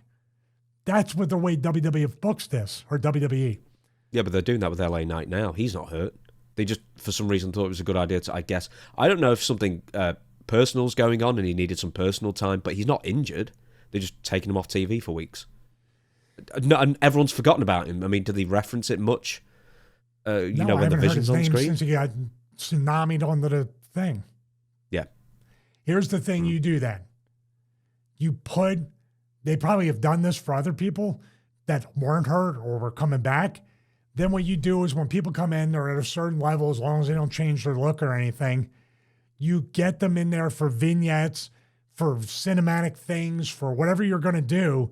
And when they're gone, you put that in there to reintroduce them again or keep them relevant for that reason to show that stuff. God, 2.5 hours for matches.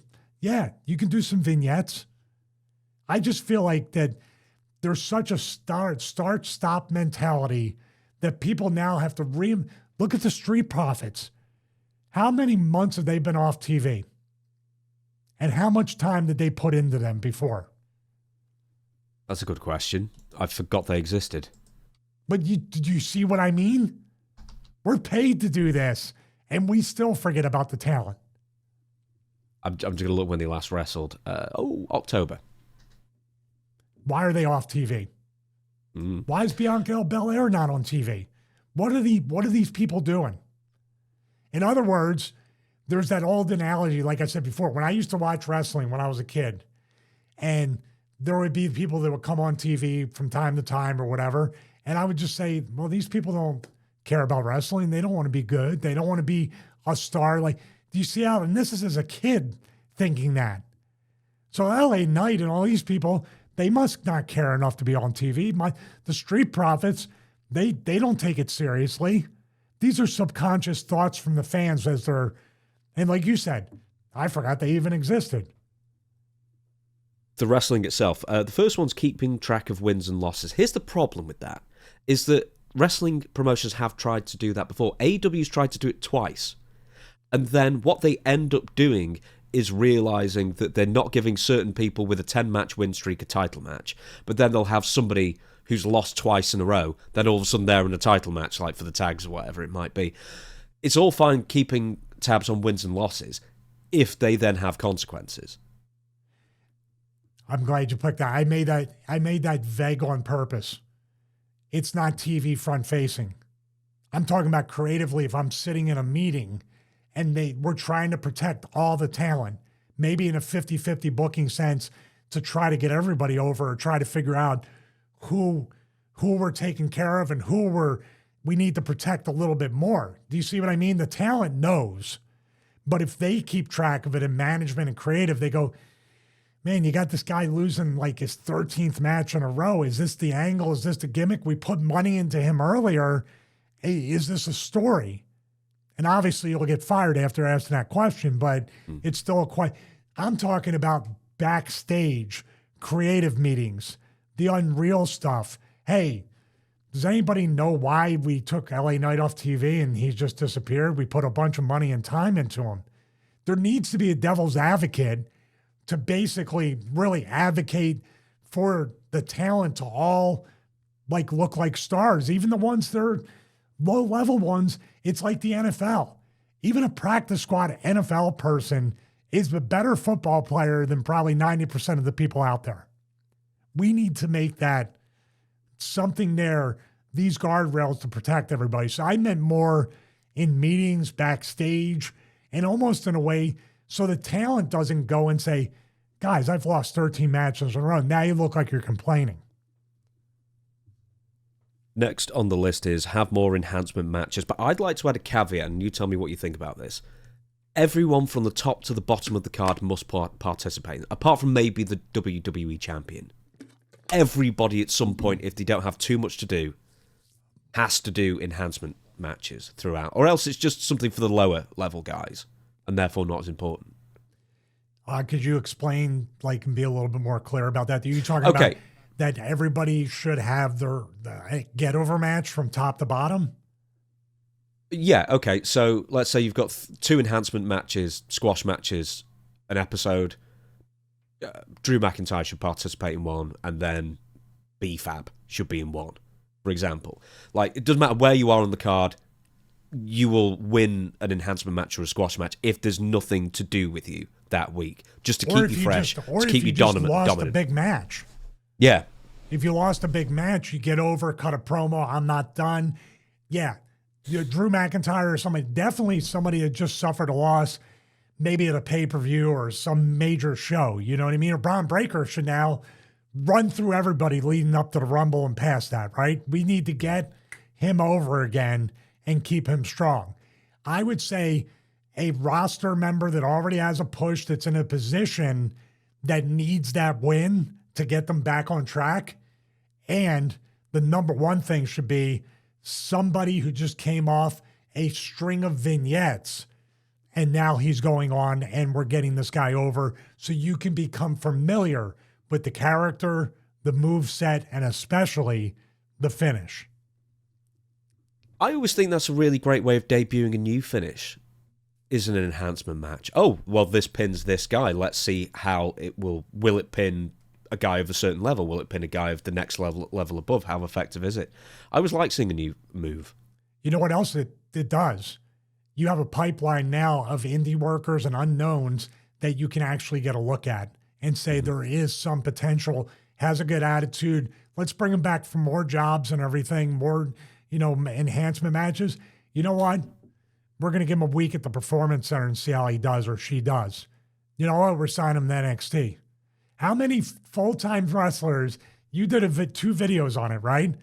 How many of them started out in those enhancement matches and became stars? Quite a few.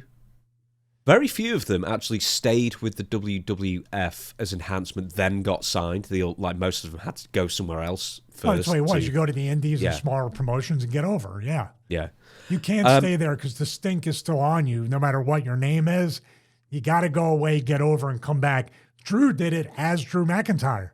Had to go away, get over, and then come back.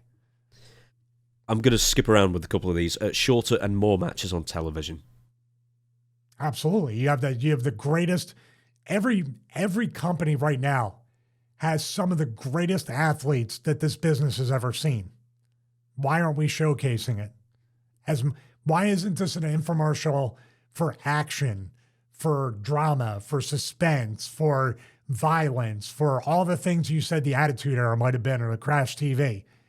Boom, boom, boom, boom. Let's keep it. It's the fastest 3 hours on television, which I would say shorten the shows, but I know they'll never do that. But now you're getting reps. Now you have 3 to 5 minute matches. Now you have people getting better. Now you have people getting more experience. This can replace the house shows by having more and shorter matches within the same time. And then you've spoken about this before, so it's just a quick one, really. Train NXT wrestlers to think on their feet during matches, and then a complete audit of the Performance Center training, which all sort of ties into one big package of train these guys and girls different. Yeah, I don't know. Maybe they assess these trainers and assess the system in general. I don't have that kind of information, but I feel like you need to if you don't do it, or you need to do it more often, or we need an absolute audit of what's the percentage of wrestlers that come out of a Performance Center, NXT, that actually make it on the main roster and make the company money, that make the company's money back. TKO would love that, like turkey. They're bean counters, right? They want to know what the profit loss margin is and everything, and you take a look at that. But yeah, thinking on your feet protects everybody, doesn't it? You're looking at that and you say, you're not going to have people deer in the headlights, or now I'm panicking and I need to do the move faster because I messed up. Now they're like, that didn't work. Let's go over there. Somebody's hurt. God forbid somebody gets hurt. What happens? We talked about it way back with the AEW thing when they were during COVID. Alex Reynolds is unconscious in the ring, and they're dragging this dude around. And these are people that actually have worked. I couldn't believe what I was watching. But we are going to have another situation like that here in WWE, if not multiple times. Production stuff. These two things kind of go together as well. Raw and SmackDown need to be shorter than the PLEs and save longer and more overproduced entrances for PLEs. So really, does this go to your mentality that ultimately, even though SmackDown and Raw are now the main revenue drivers for WWE with the television rights, they're kind of still ultimately a infomercial for the big shows and used to be house shows? Yeah, I would say that. I mean, the pricing of these TV tapings or live TVs now, they tape them over the holidays. They are pay-per-view level prices for tickets. So I don't know. It's all according. They're making money. What we're talking about is strictly a creative standpoint, a longevity standpoint, maximizing the investment in the talent and the shows. But if you're making money and your quarterly calls are great and Saudi's about to buy you for a record amount of money, they're two totally different things that I'm talking about. I also, pie in the sky theory, if you did take care of all the talent, if everybody was over to an extent, if people did look like stars, if these shows were moving along quicker, I think all the numbers, including money, would go up. Format needs dramatic overhaul. So that is a rather more vague term as well, as you said. But format as in segment to segment. Yeah, I mean, we see a lot of stuff with just generally how many women's matches in a row, how many tag matches in a row, how many like-minded kind of matches do we see back to back. These are simple things. And like you said, they open up with a 16-minute match. You open up with the three guys who ran in the brawl at the end of the match, one of those matches, and you give people an exciting opener of anywhere from 4 to 8 minutes with a definitive finish. Or, here's another thing. Why not open up with a story arc? Cody's looking for Drew. Drew's talking crap. Cody's looking for Drew. Cody finally finds Drew at the end of the show, and they brawl. That's the kind of thing I'm talking about. Now we end with a cliffhanger or Adam Pearce.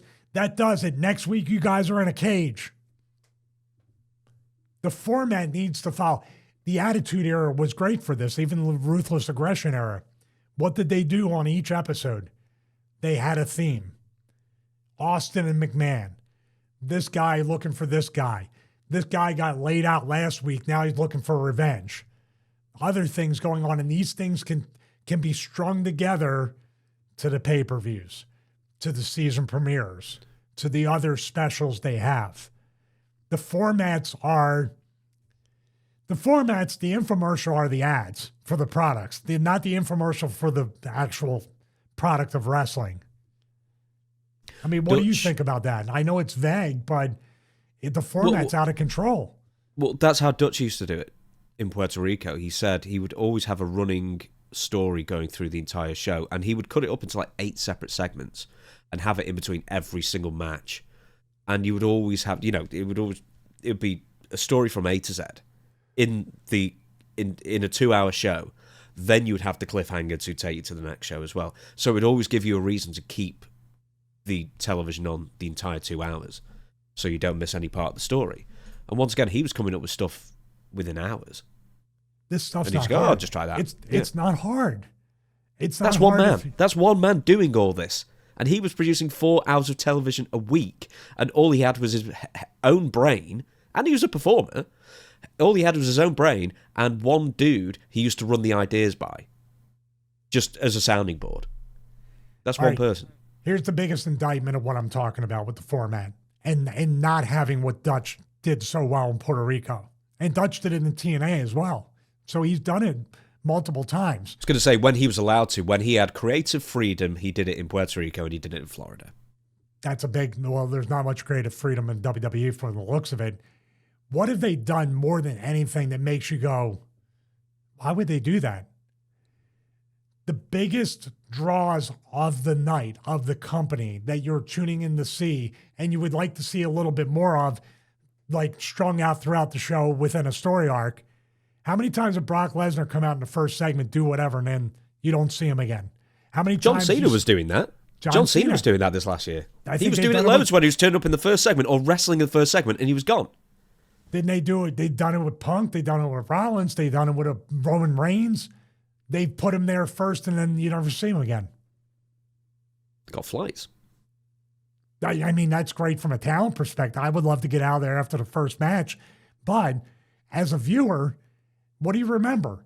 Austin chasing McMahon down. Austin, them keeping him out of the building. He finally gets into the building.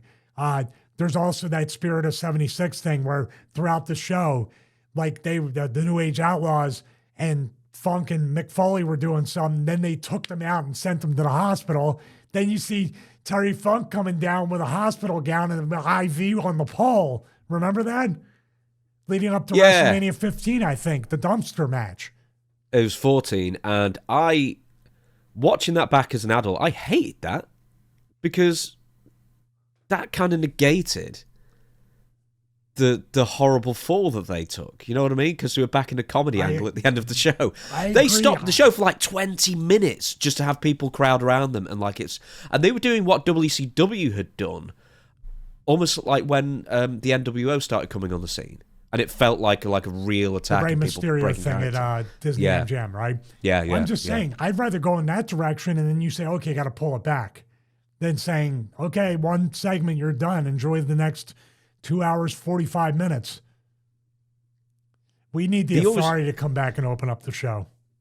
I think that's going to happen. Enjoy the show. And the last thing is leave the arena more. Of course. Leave the arena more. Show us brawls outside. Show us something akin to the first thing that comes to my mind is when the belt was thrown off the bridge.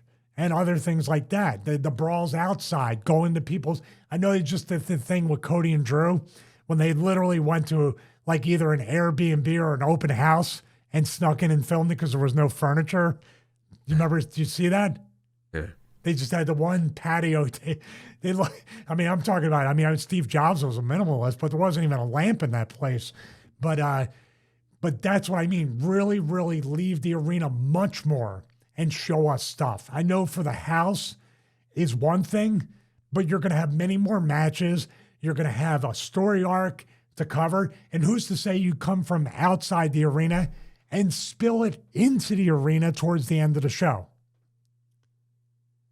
Do you remember a couple of years ago, and I thought this was a really good touch, and this is when I guess Triple H still had a bit more creativity about him, when they were doing a brawl, was it like Seth Rollins and Matt Riddle? In the car park outside the arena. They didn't even have any cameras. They just made sure to do it in front of some fans who were recording. Then that went social. But then, they tried to do it where, didn't Kevin Owens do something and him and Triple H had an argument after one of the shows? I can't remember which one it was. And that one didn't come across as well. He hurt Cody, remember? And he took the belt. That's it. Saturday night's main event, I think. That's it. And that was after this. I don't think that was done as well, but I like that. What also they don't do very much is just guerrilla filming.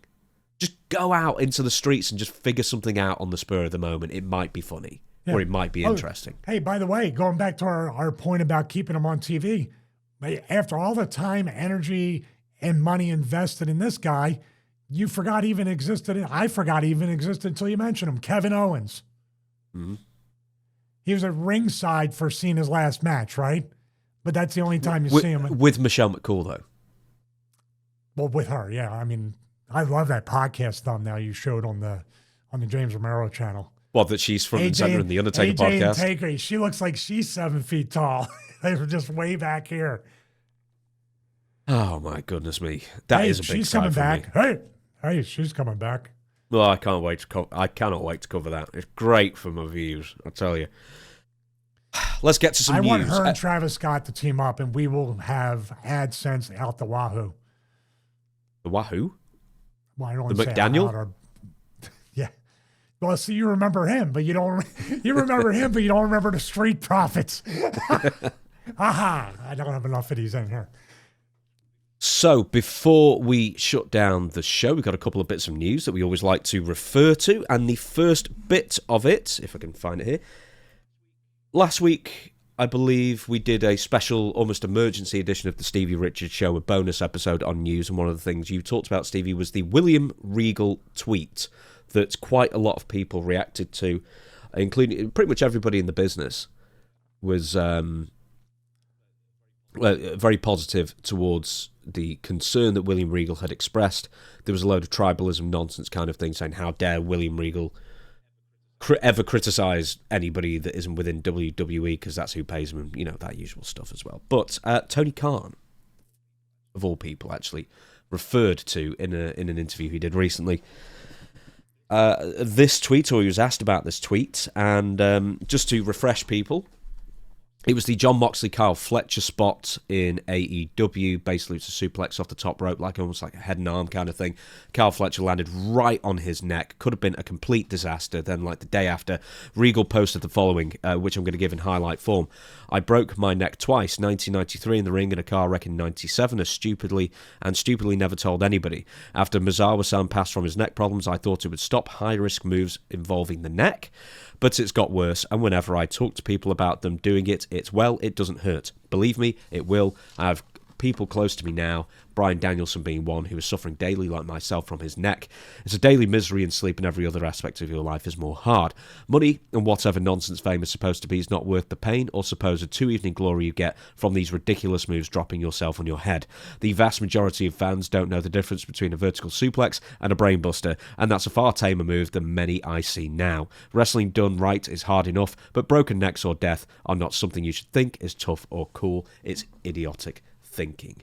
And Tony Khan said then the following. I've got 4 paragraphs here for you, so I'll just read you the first one.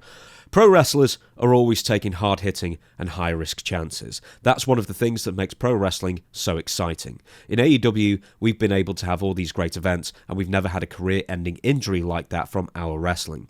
I don't think that AEW is any different than any other wrestling promotion in the world. The wrestlers want to do their very best, and sometimes a promotion will step in. AEW and I have at times stepped in and said, I can't do that, I don't think that's a good idea. I don't want to do that every day or every match, but there are times where it comes up, and that's okay. Everything you talk about, these are things that you constantly balance in sports, not just AEW but all sports, taking care of your athletes and doing things to protect the health and safety of the athletes to make the sport work. And I'm going to end with this.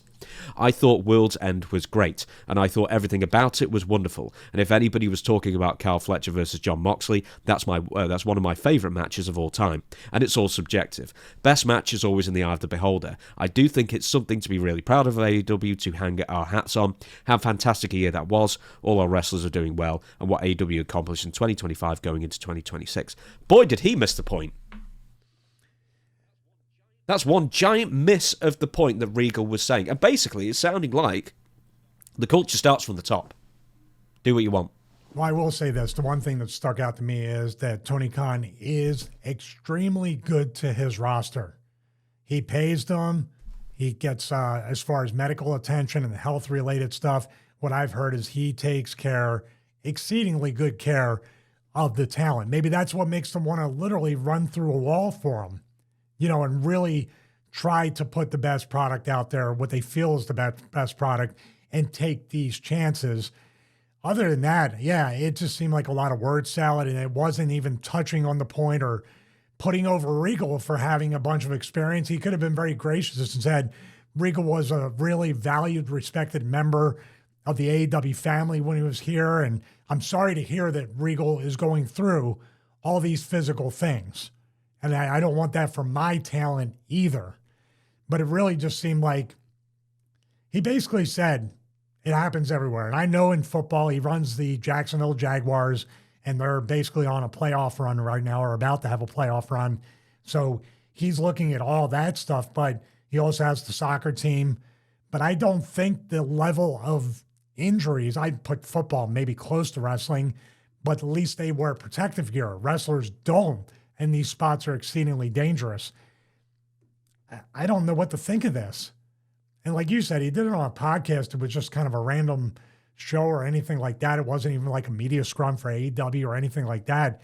But just seems like he really, really didn't even want to touch on it. He glossed over it.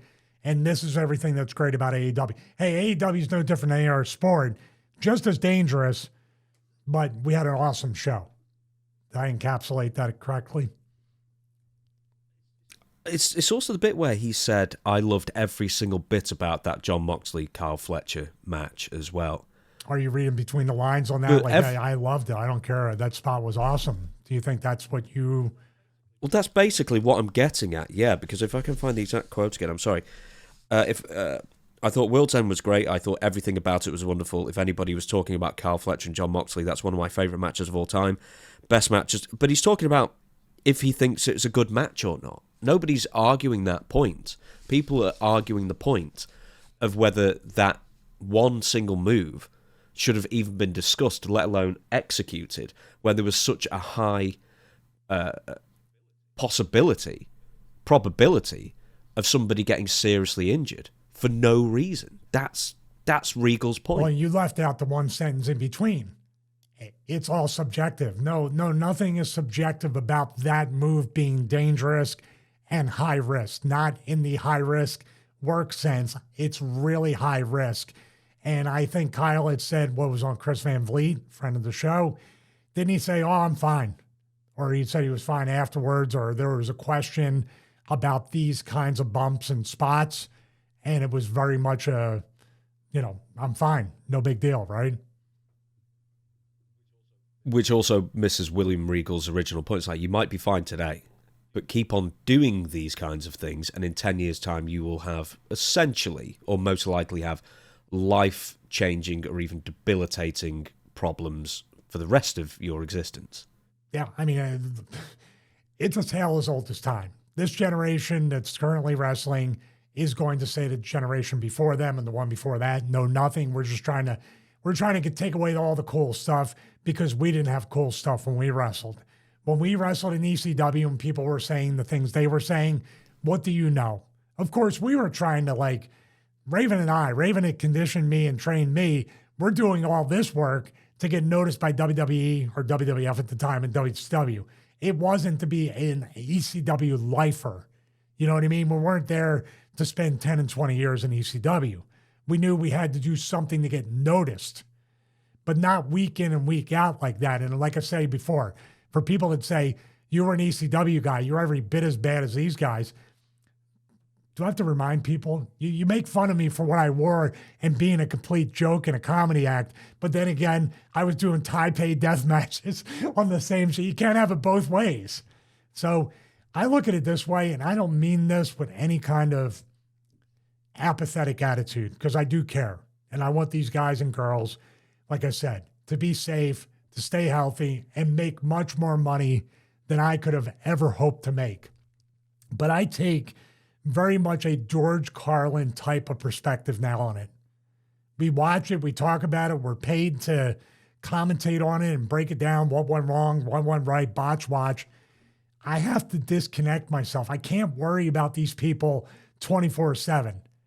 There's certain people that I actually do reach out to, and I swore I'd never mention their names, and there's people we've talked about on here that I've reached out to or they've reached out to me, and I talk to them and I say, this is what I suggest, or help them work on character stuff or anything like that. And you can say, why would they call you? You lost a lot of matches. Good point. That's where the business is going to have the business it deserves, with the wrestlers and the fans wanting the business they want.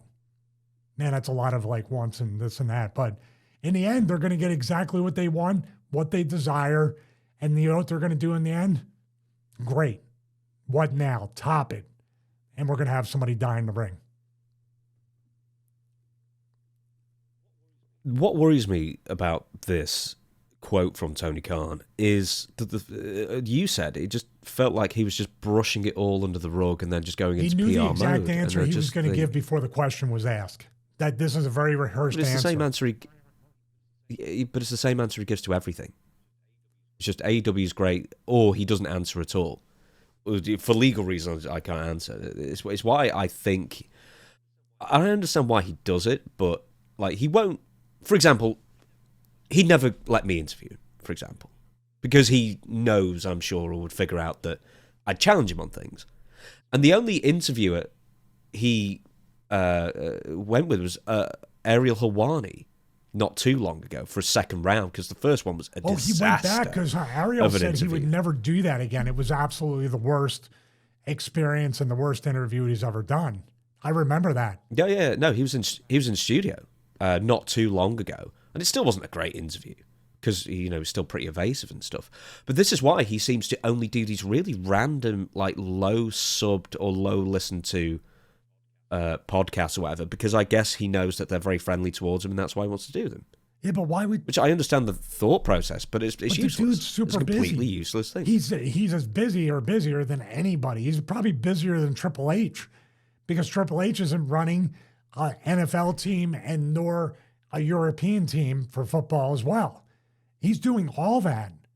So it's an incredible, and I'm sure now with the Jaguars in the playoffs, he's right there with the analytics and getting ready even for next season with the draft. And you got to be like at a point, like I wouldn't do those.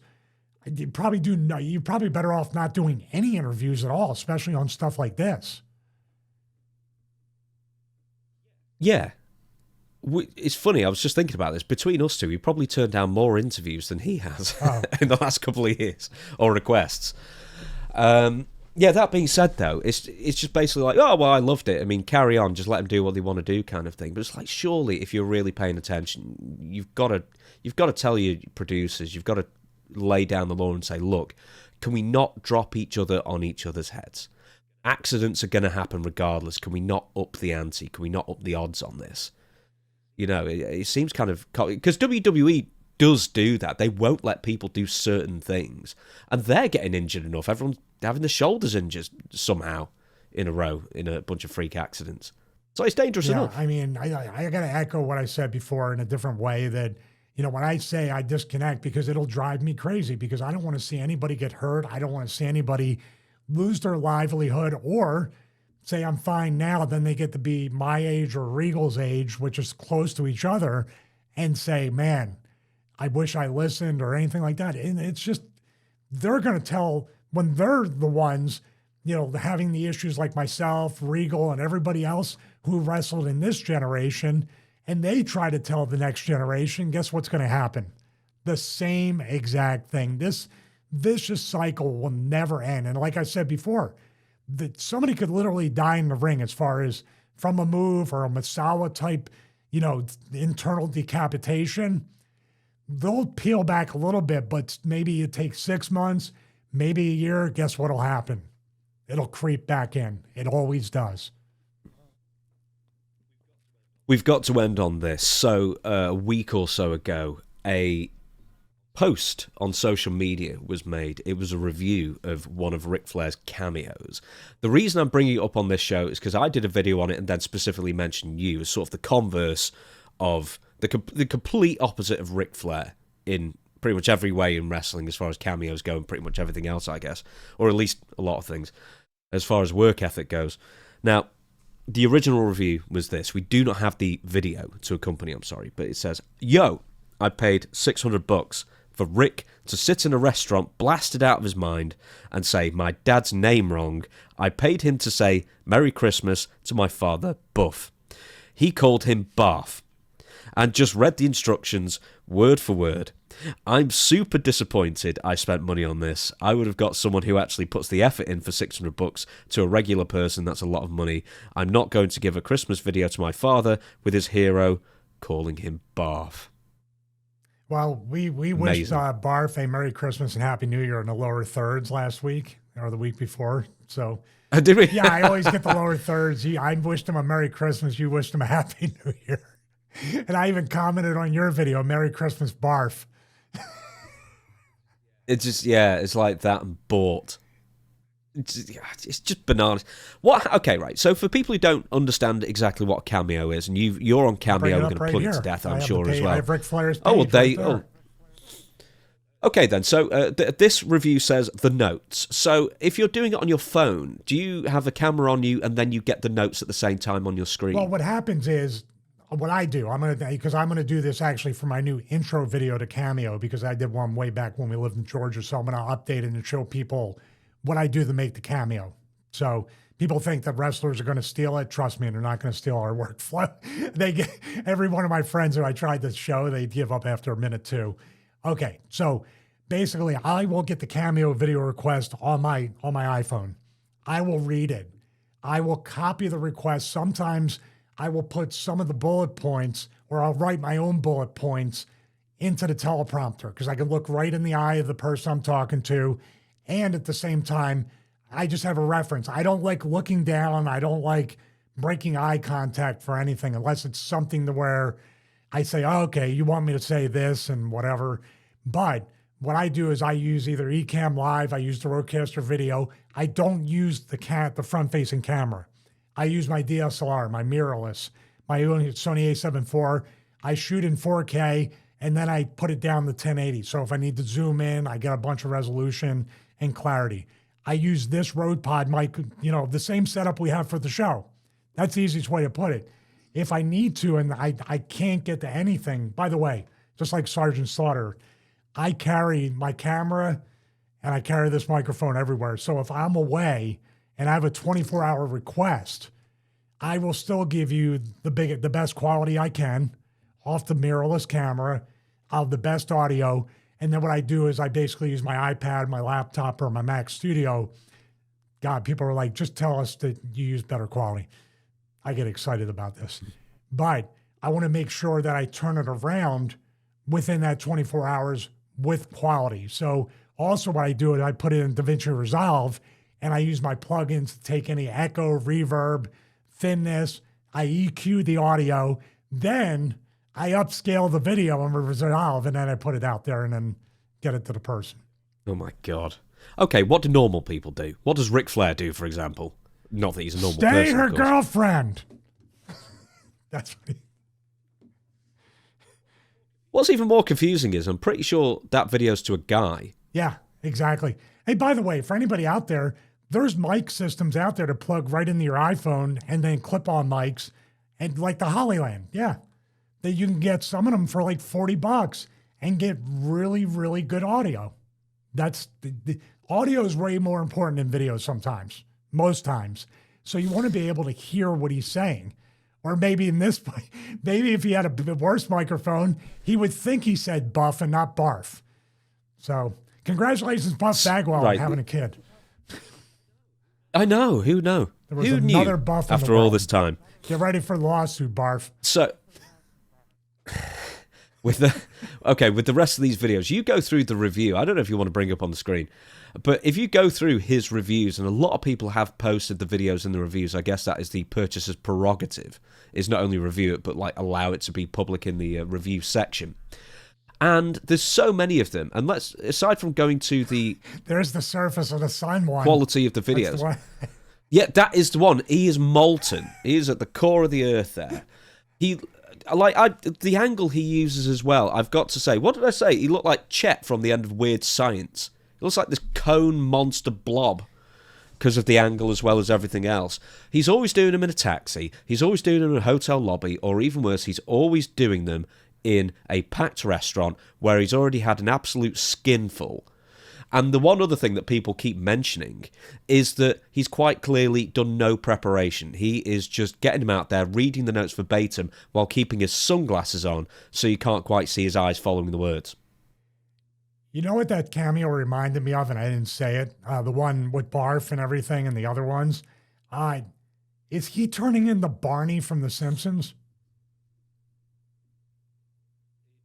In what sense? Just with the way that when I watched the clip of The Simpsons and Barney, he had stopped drinking, then he started drinking again, and the hair got on, and he started talking. It just reminded me of that cameo for some reason.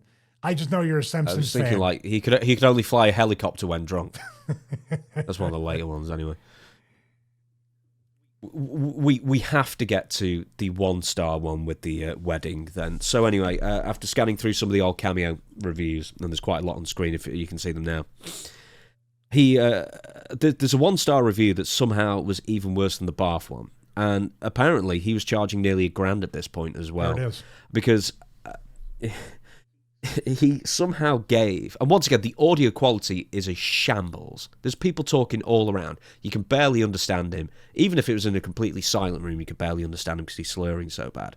But he basically charges nearly $1,000 to give the exact opposite message that the purchaser wished for. This person wanted a nice message for, like the brother? Yeah, the brother who was getting married. And here is... Well, I'm going to play here the is video. the review. After spending... video? Oh, please do. Yes, please do. Woo! I guess it's a beautiful gift. I'm not sure why. Oh, bachelor gift. Gotcha, man. Erica's a tattoo of your famous... Woo! God, Eric, so many women do. So many do. Now he's getting married. Oh my God. Why would you get married, motherfucker? It's the worst possible commitment you could do. Because as of the day you get married, 50% of everything is hers. I don't care how beautiful she is. Stay her girlfriend. It's family, Tina. And the military boys want to wish him the best of luck. Matt says diamonds are forever, and so is Ric Flair. And that's the God's honest truth, brother. Back.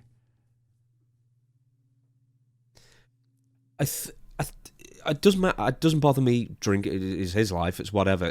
What bothers me about this, because otherwise the videos are hilarious, right? They're absolutely hilarious for the wrong reasons. But what offends me is that he's charging so much and offering so little in return. Where we're kind of the same. Like everything I put out's free, and we put in so much effort. Aside from the Patreon, and obviously you do cameos as well.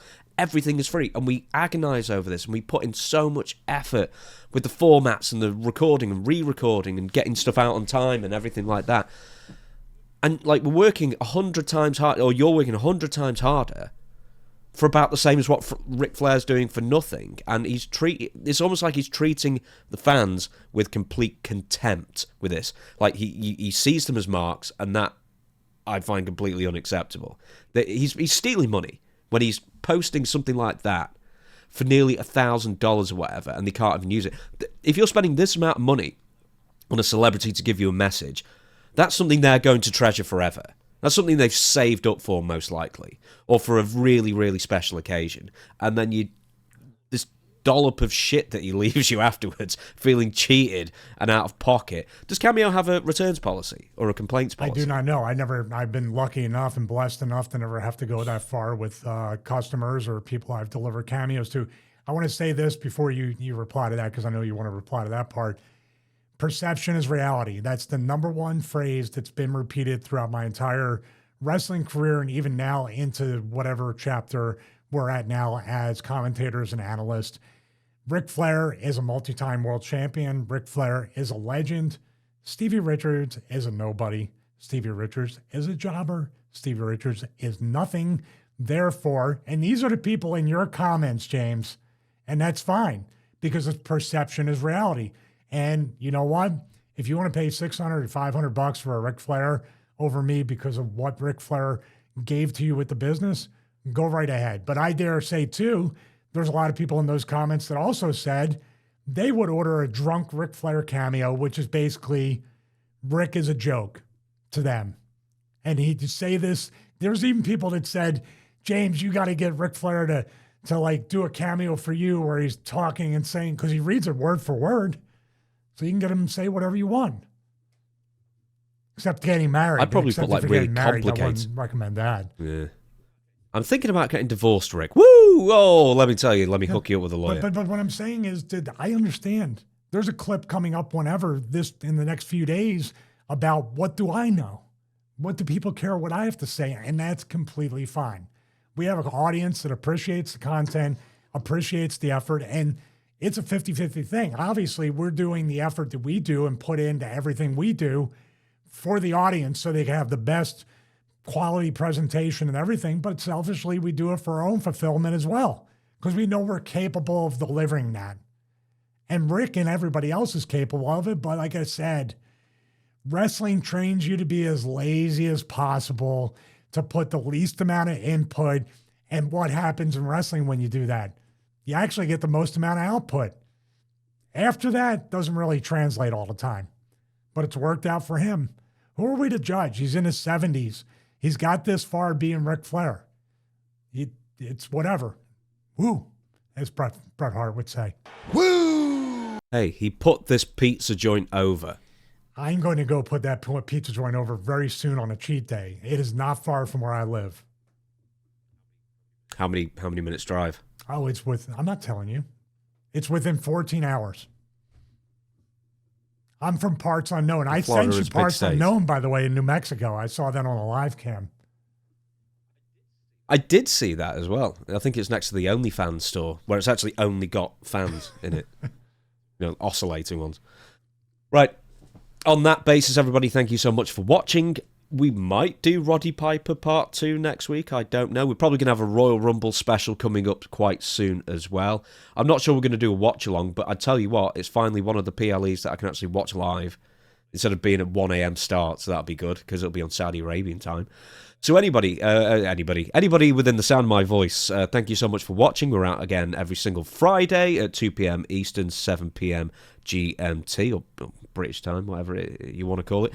And I guess that's pretty much it. New clips every single day on the YouTube channel, of course, as well. It's over to Stevie to thank the Patreon members and take us. And as always, I want to thank everybody here on YouTube for, if you haven't subscribed, please consider doing so. But if you have subscribed and click the bell to get notified, we appreciate that. Also, please comment below. We do have a new set of questions coming up very soon in the later part of the month, correct?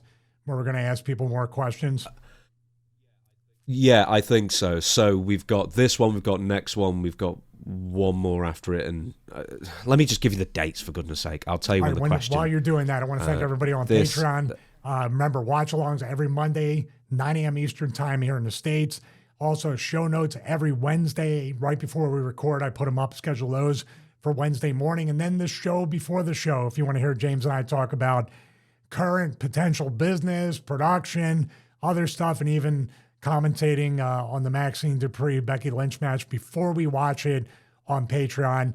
And of course, my studio and how I upgrade it and reconfigure it and do all that stuff maybe on a daily basis.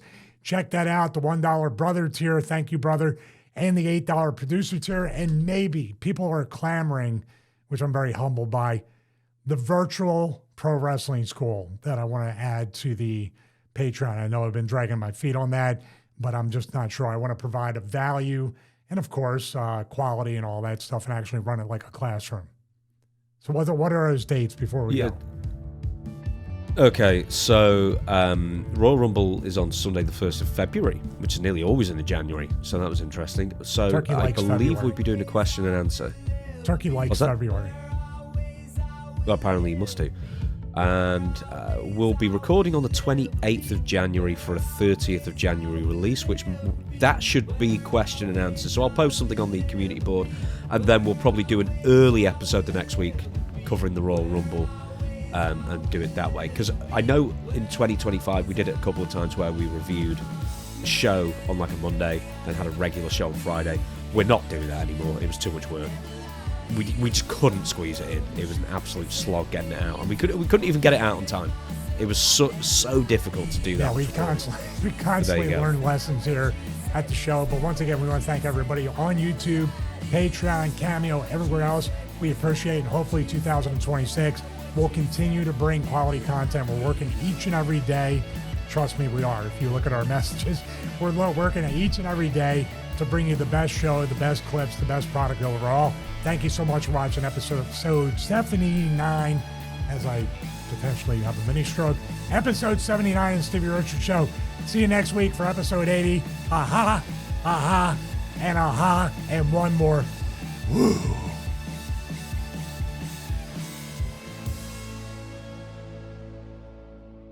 Whoa.